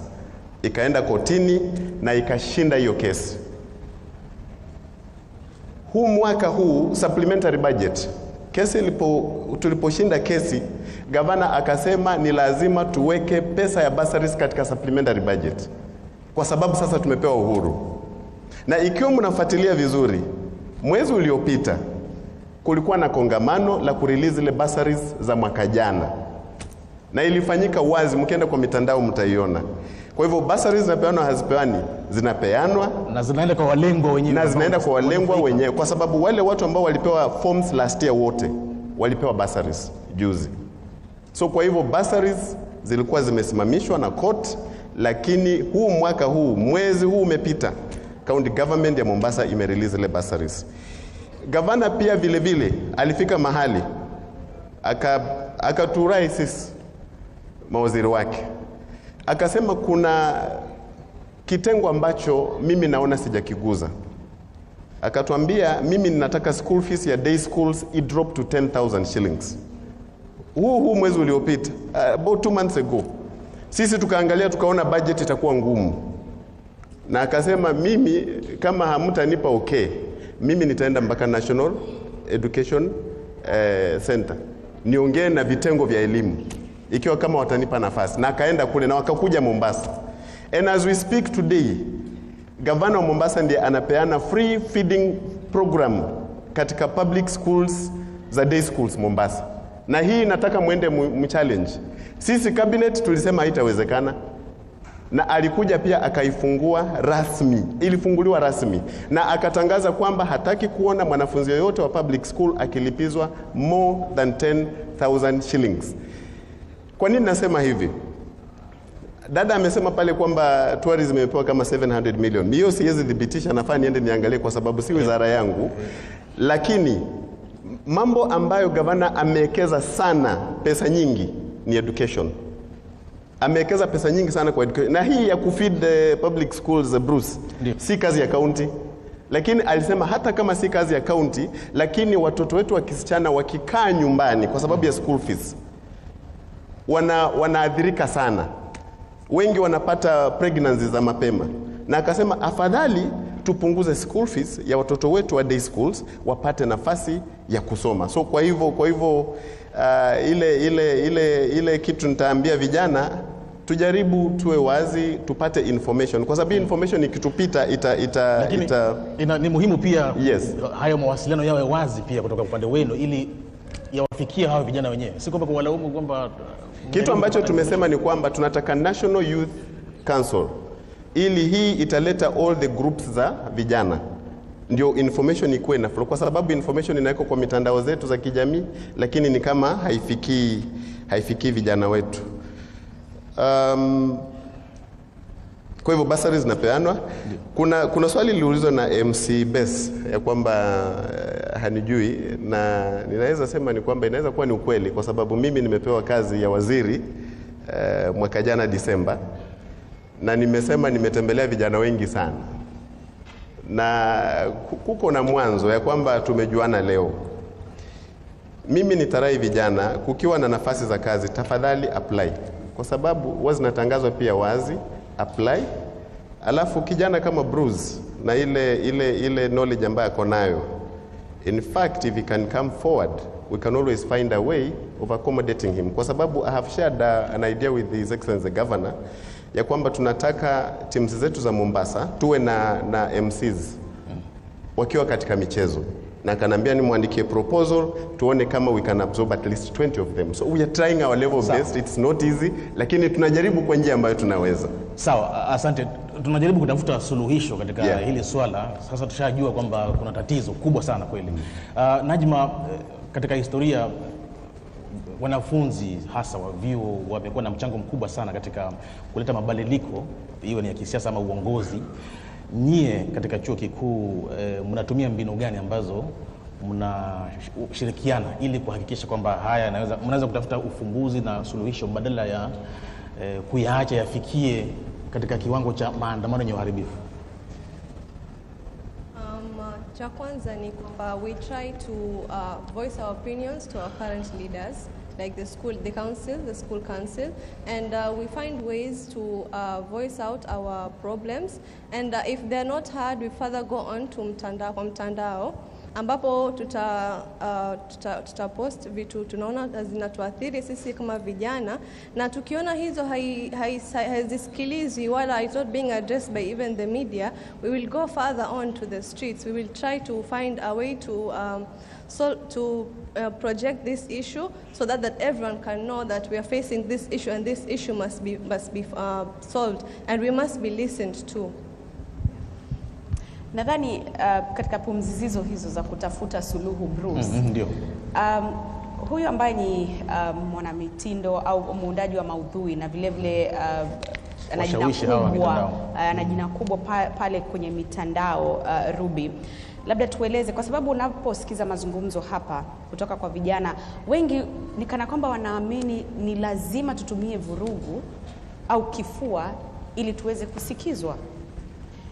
Je, nauliza mitandaoni, unadhani kwamba mitandao imetumika pakubwa katika kufuel hizi vurugu, na je, iwapo imetumika katika njia hiyo katika kutafuta suluhu, kwa sababu sasa tunaangazia mazungumzo badala ya vurugu, tufanye nini? Tuboreshe mitandao yetu ya kijamii kwa njia gani ili vijana wasikike bila kuuawa? Amesema Khalid kwamba wengi wanaouawa mitaani wakati wa maandamano ni vijana. Tufanye nini ili mitandao yetu iwe na environment ambayo tutazungumza vizuri, tuseme kwamba tunataka kusikizwa bila vurugu? Kabla kuongea kitu ama kwenda kule mitandaoni kupost jambo, lazima kwanza liko na uhakika. Ukiavoid kujiropokea kule mitandaoni huwa ni muhimu sana. Na kule mitandaoni kama vile nimesema, watu wako tofauti. Mtu anaweza enda mtandaoni, yeye ako na frustration zake, pengine hata amevurugwa huko, anakuja na post anything kwa sababu ya hasira. Sasa ni jukumu letu sisi vijana uanze kuanalyze ile information ambayo umepata kule, kama ni ya ukweli ama si ya ukweli, ndio hata utake action. Na mimi binafsi, mimi ni influencer, siwezi kwenda kuchochea vurugu. Nikiona hapa kutaleta vurugu na story imeendelea mtandaoni, afadhali hata ninyamaze ama ni post kile cha nitapost, bwana hakuna haja ya vurugu, ama tu ninyamaze. Kwa sababu naona kama vile mimi ni influencer, mimi nikienda nikichochea habari ambao haina ukweli, watu watakasirika, kila mtu atafuata pale na vurugu litaletwa. So ku avoid hiyo vurugu, like ni unafaa tu ukue, kama utaongea kitu uko na reliable source ambao umepata hiyo information kwanza.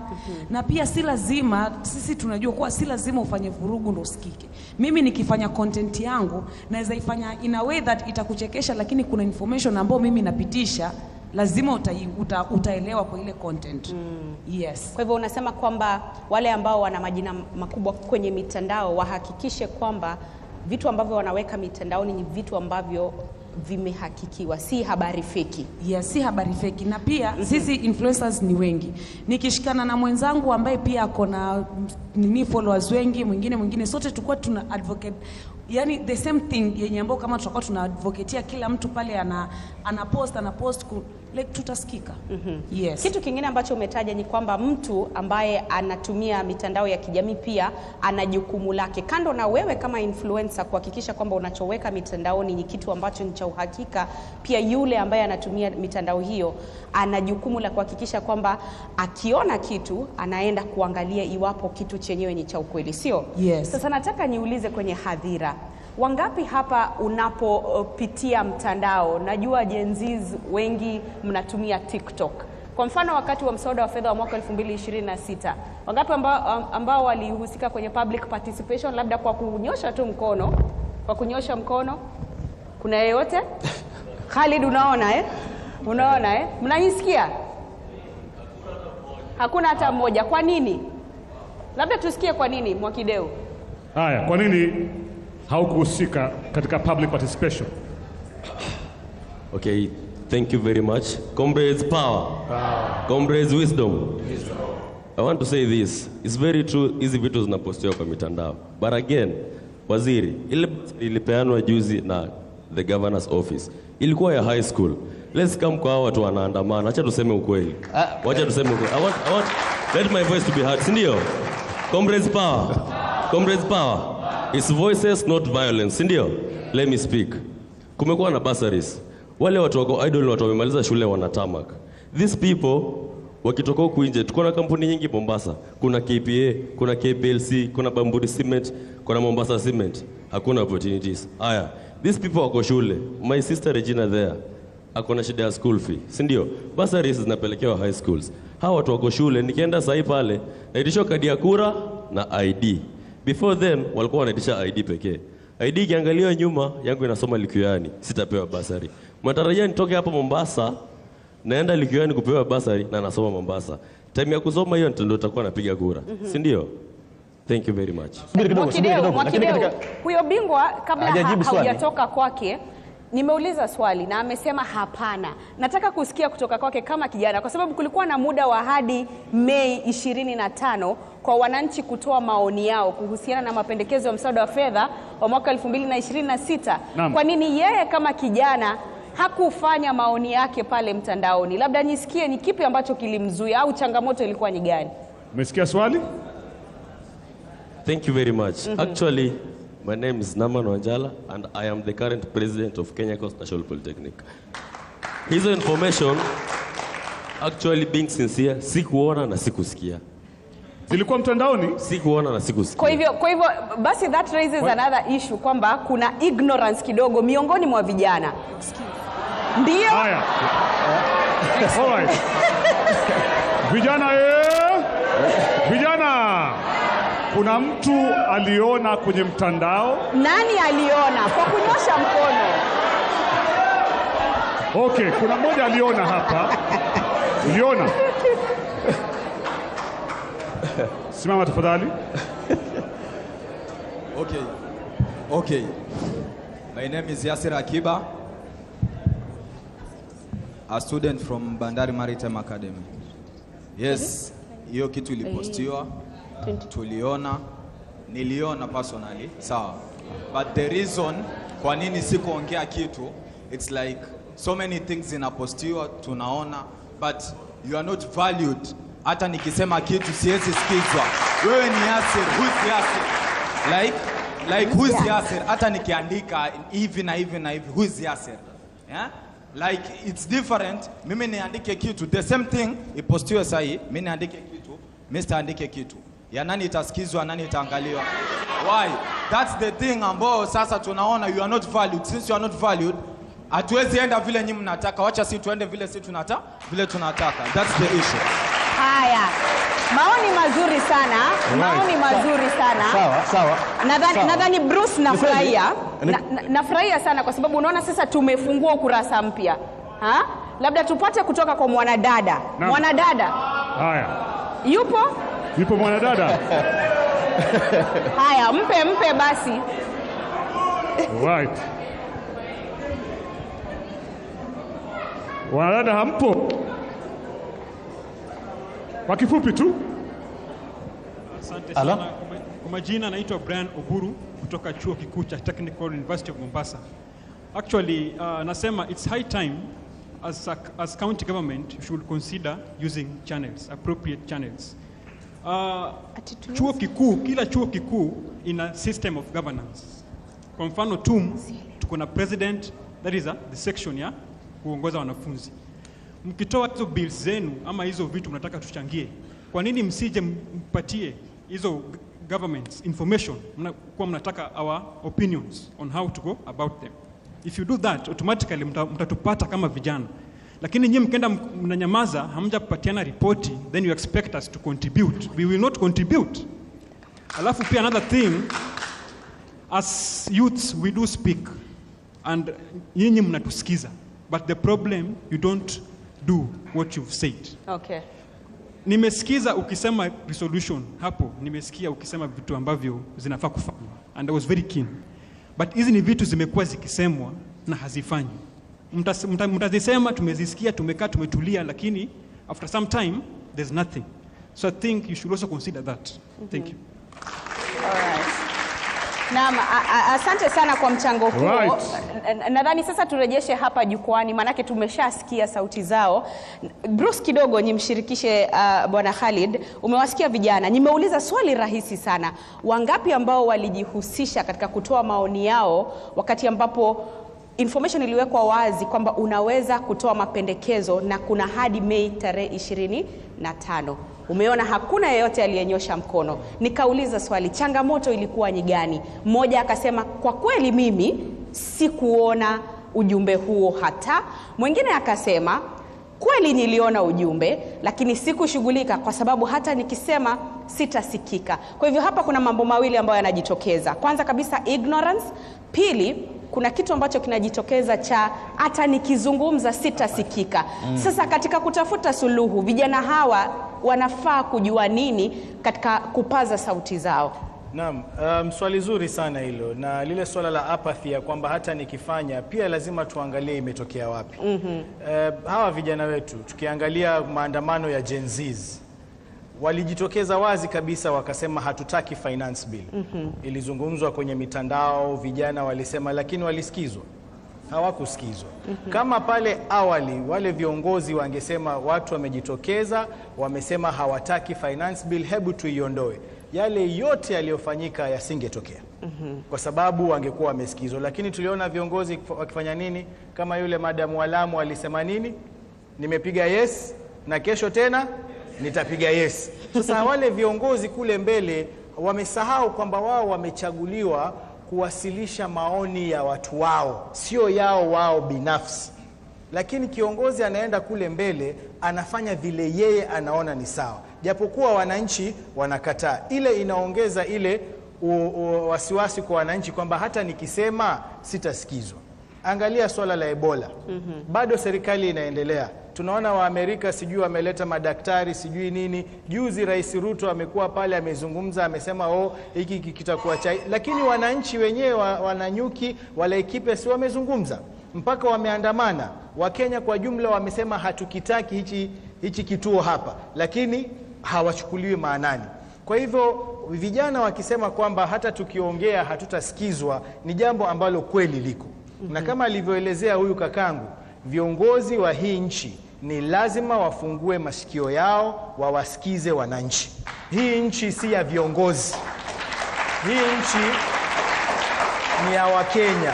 Huyu Regina akisimama kesho akijua nikienda kwa public participation nikisema 713 itolewe kwa tourism, iwekwe kwa health ama iwekwe kwa education, sisi pia tupate basari, akijua atasikizwa, yeye ataenda ataambia na wengine, na wengi watakuja kwa sababu wanajua kutakuwa na mabadiliko.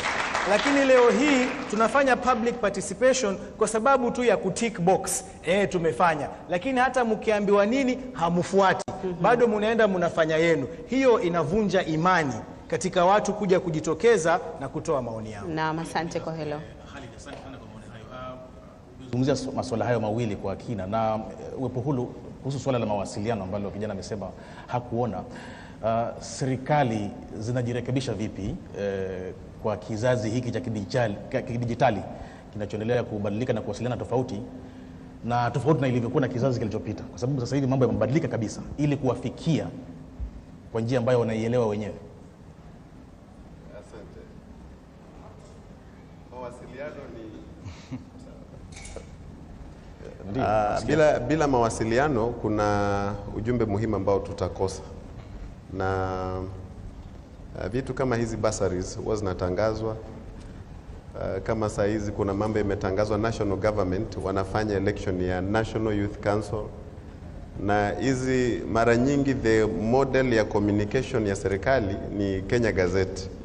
So mimi nitawarai vijana wenzangu tuhakikishe kwamba kwa sababu sisi sote tuko kwa mitandao dijitali na vijana ni kitu kimoja, tujaribu tu visit hizi websites za counties na hizi websites za national government, kwa sababu tukisema tuingie kwenye mitandao, mtu akiposti kitu aposti kwa hizi mitandao zote, itakuwa ni kazi kubwa sana. Mimi nimekuwa najaribu kukutana na student leaders wa colleges na universities, na huenda I think kitu ambacho tutakifanya, tutaform group, WhatsApp group ambayo itahusisha leaders wote wa vyuo vikuu na colleges, ili tuone ni njia gani ambayo kitu ikitokea tunakiweka pale, ili vijana wetu waweze kupata hiyo information. But kitu cha muhimu ambacho nataka pia kusema ni kwamba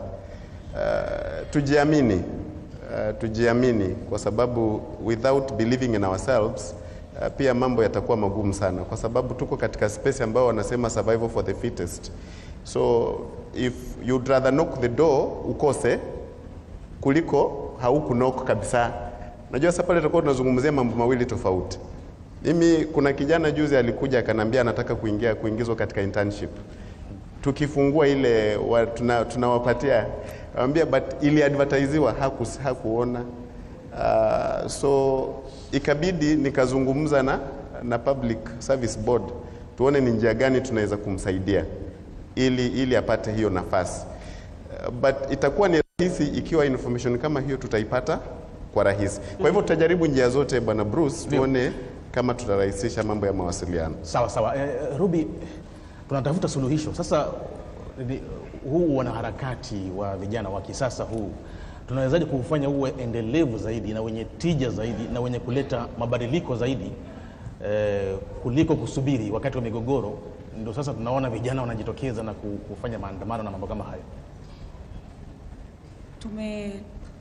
Kwa huu mjadala tumesupport sana vijana, lakini mimi ikiwa kijana pia niko na shida na vijana wenzangu, because kama kuna jambo ambalo limetokea, tumeungana vijana. Kwanza umoja ni muhimu sana, tukiungana kama vijana mambo makubwa huwa yanafanyika.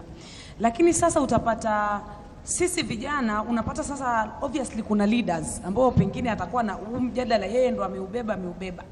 Unajua viongozi huwa wanafanya nini? Wanachukua yule ring leader, anakatiwa fungu lake ama pande lake. Akikatiwa fungu lake hivi, kama ni basari amepewa, kama ni kazi amepewa, imagine ananyamaza, na hivyo ndio sasa nyinyi wengine mmeachwa pending hivyo. hamjui mtaanzia wapi. Unapata sasa kama ni umoja sasa mnaanza kukosana wenyewe, basi kaandamane peke yako bwana, mimi sitaki nini hivyo, hatusaidiki. So ni sisi vijana wenyewe tukue tuko na umoja, tukisema sasa hizi tuna advocate for this thing, tunabeba hiyo kitu kama yetu. Uchoyo tuko nao because unaona sasa kama mmoja atasaidika na achana na hiyo story, kumaanisha yeye alikuwa anajiangalia yeye kama yeye. Ameungana na wenzake tu kwa sababu hajapata ile kitu alikuwa anataka, but akitaka wenzake sasa wamekuwa like maoni yao they don't matter tena, anaangalia maisha yake. So vijana tukiwa tuko na umoja, ikiwa tumepanga ni hiki wanatusikiza, viongozi uingia baridi. Yeah. Ruby, unaweza ukatuchorea Ruby Najma kumradhi, unaweza kutuchorea picha kidogo ya sura ya mustakabali ambao pengine wewe kama kijana baada ya kusikia haya yote unaweza kuyaona ama kuchora picha kichwani kwamba hii ndio Kenya inayohitaji ama nchi ambayo naweza kuishi nikijua kwamba nasikilizwa na kushirikishwa katika masuala ya uongozi, utawala bora? Naam, naamini kuwa vijana tukisikilizwa tutakuwa tuko mbali maisha kwa hii nchi. Kama kuhusu hiyo finance bill ya kuwa public participation, kwa vile mimi usually I'm chronically online, niliweza kusikia kuhusu, and I did have the opportunity to send an email to the finance.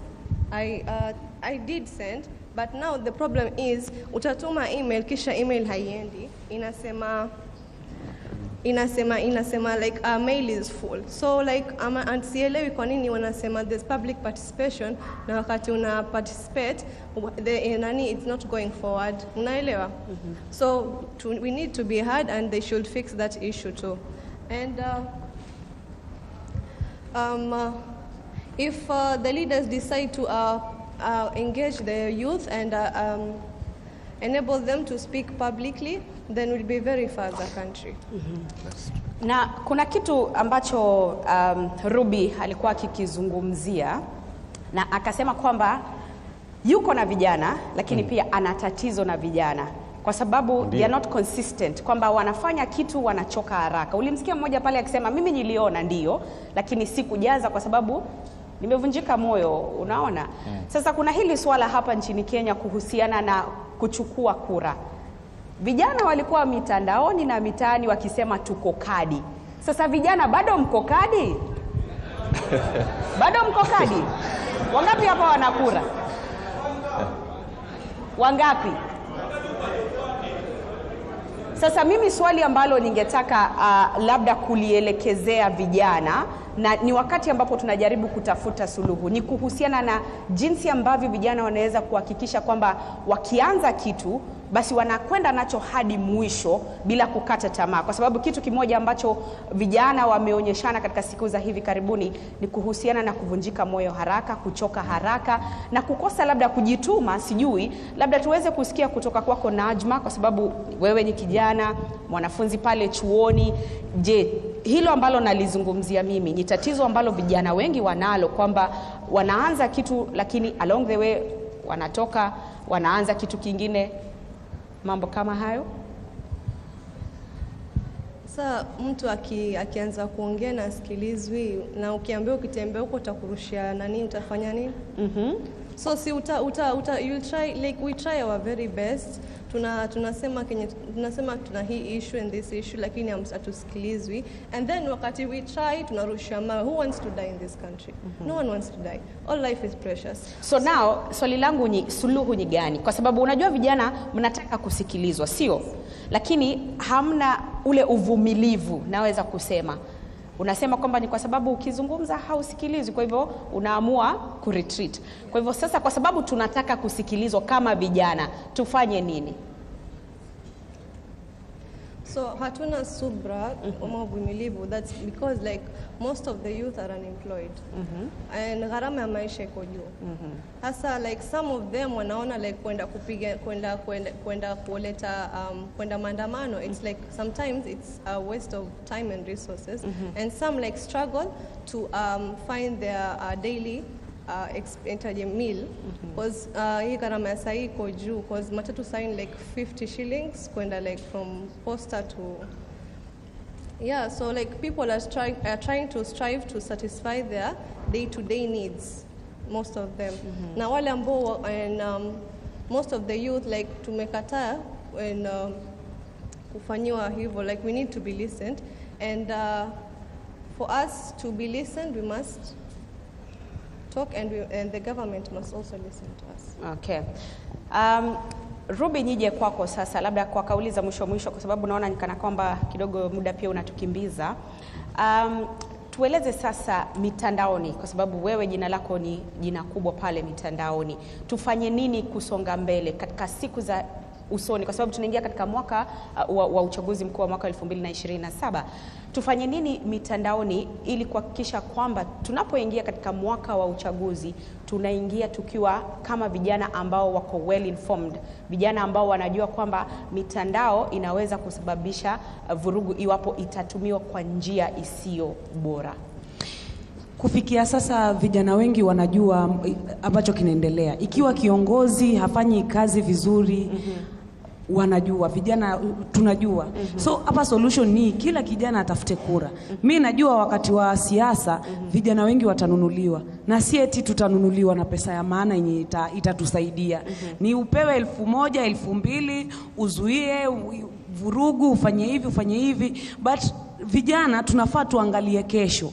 Kwa sababu leo nitapewa hiyo pesa nitakula, lakini kesho itakuwaje? Kesho yangu itakuwaje? Miaka 5 ijayo itakuwaje? So ni tuchukue kura. Ikiwa tutapewa hongo, kuleni hiyo hongo, msikatae pesa. Hakuna mtu anaweza kataa pesa kwa kuwa amepewa na ni ya bure. Kuleni vijana, lakini mjue mnafanya nini. Ikifika wakati wa siasa, pigieni. Kama ni kuchange uongozi, hakuna kulala. Kila mtu amke aende akapige kura. Hakuna mtu kudanganywa na hela kidogo. Nimesema hela tukuleni. Hata mimi mwanasiasa akinifuata, akiniambia Ruby nakupatia hii 10,000 wewe nipigie kura, mimi nitamwambia sana nitakupigia, lakini nitachukua ile pesa nitaeka mfukoni na nitaenda nitapigia yule kiongozi ambaye najua anafaa. Naam. Suluhisho tu ni hilo. Tukijaribu hivyo vijana, basi mwaka like miaka 2 ambayo inakuja tutakuwa tunaongea different story. Yeah. Naam, niwafahamishe tu kwamba kama unatufuatilia kwenye mitandao yetu ya kijamii, hasa DW Kiswahili, sasa hivi tunaondoka kidogo kuanza matangazo yetu ya mchana kutoka Bonn, lakini kuna wanaotutizama kwenye TV47 na Radio 47 tunaendelea na hapa. Khalid, wewe ni mwanaharakati wa haki za binadamu, mwanasheria wa haki za binadamu. Unawashauri vipi vijana sasa hivi katika harakati zao zenye kuleta tija na sio kuonekana kama wao ni waasi? Naam, yangu mashauri ni mawili. Kwanza kwa vijana, alafu pili kwa viongozi. Kwa vijana mambo ni mawili pia.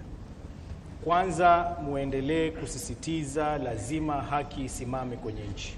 Lazima tuwe na misimamo, usimamizi bora, lazima tumalize ufisadi. Kwa hivyo msirudi nyuma. Hii nchi itakombolewa na watakaoikomboa ni nyinyi. Lakini advice ya pili, let us shun violence. Tuachane na kuvurugu, tuachane na ghasia. Jambo ambalo linanisikitisha mimi, pale vijana wengi wako barabarani wanaandamana, wanataka haki, bado ni vijana ambao wanatumiwa kama goons kuja kuleta vurugu.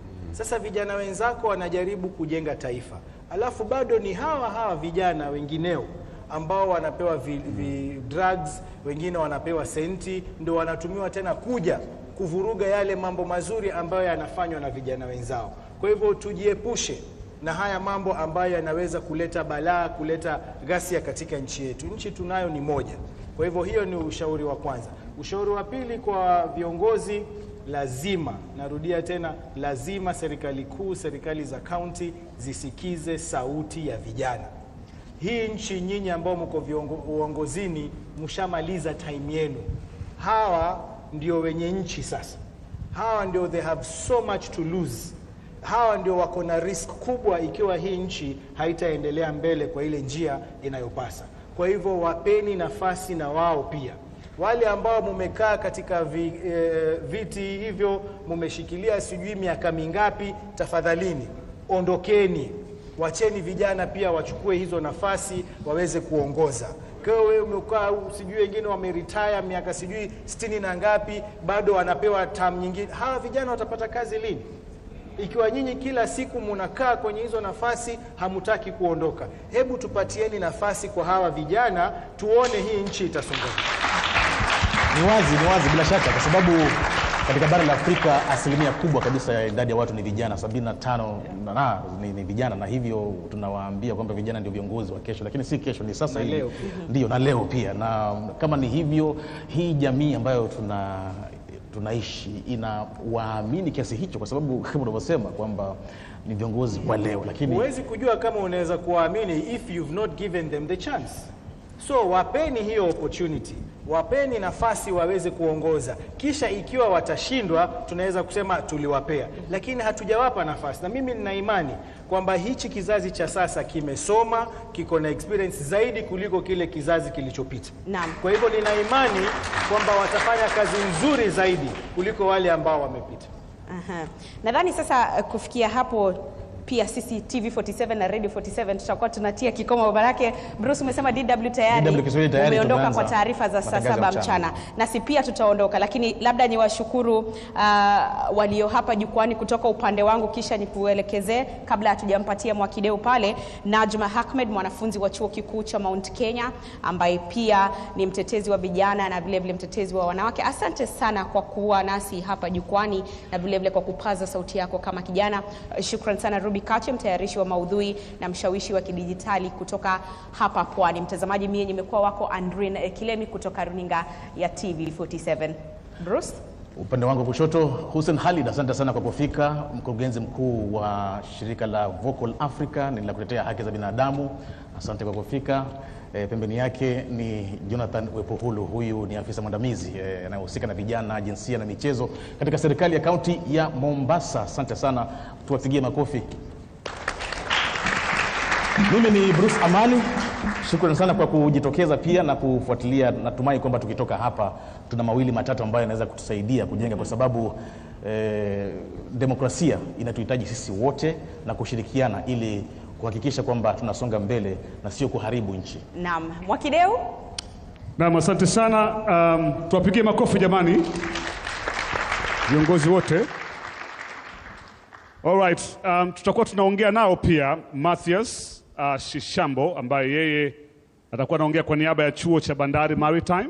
Alafu kadhalika pia tutakuwa tunamsikiza Daniel Gakumba ambaye yeye atakuwa anaongea kwa niaba ya DW Swahili.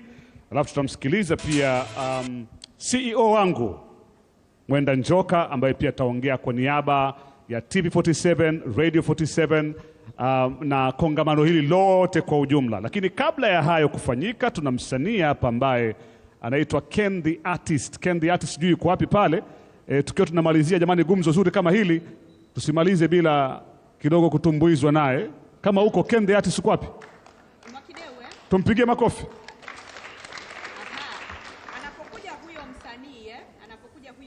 Nadhani sasa ni elekeze studioni kwake Linda Alela, ambaye atakuwa akifanya habari za TV47 kutoka upande wa pili kule jijini Nairobi.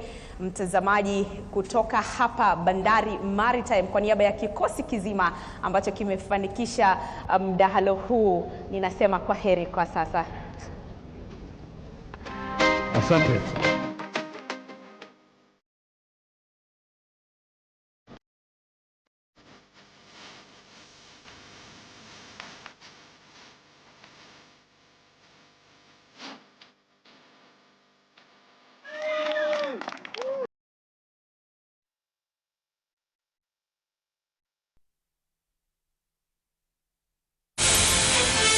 Makofi ya morali basi, makofi ya morali jamaa.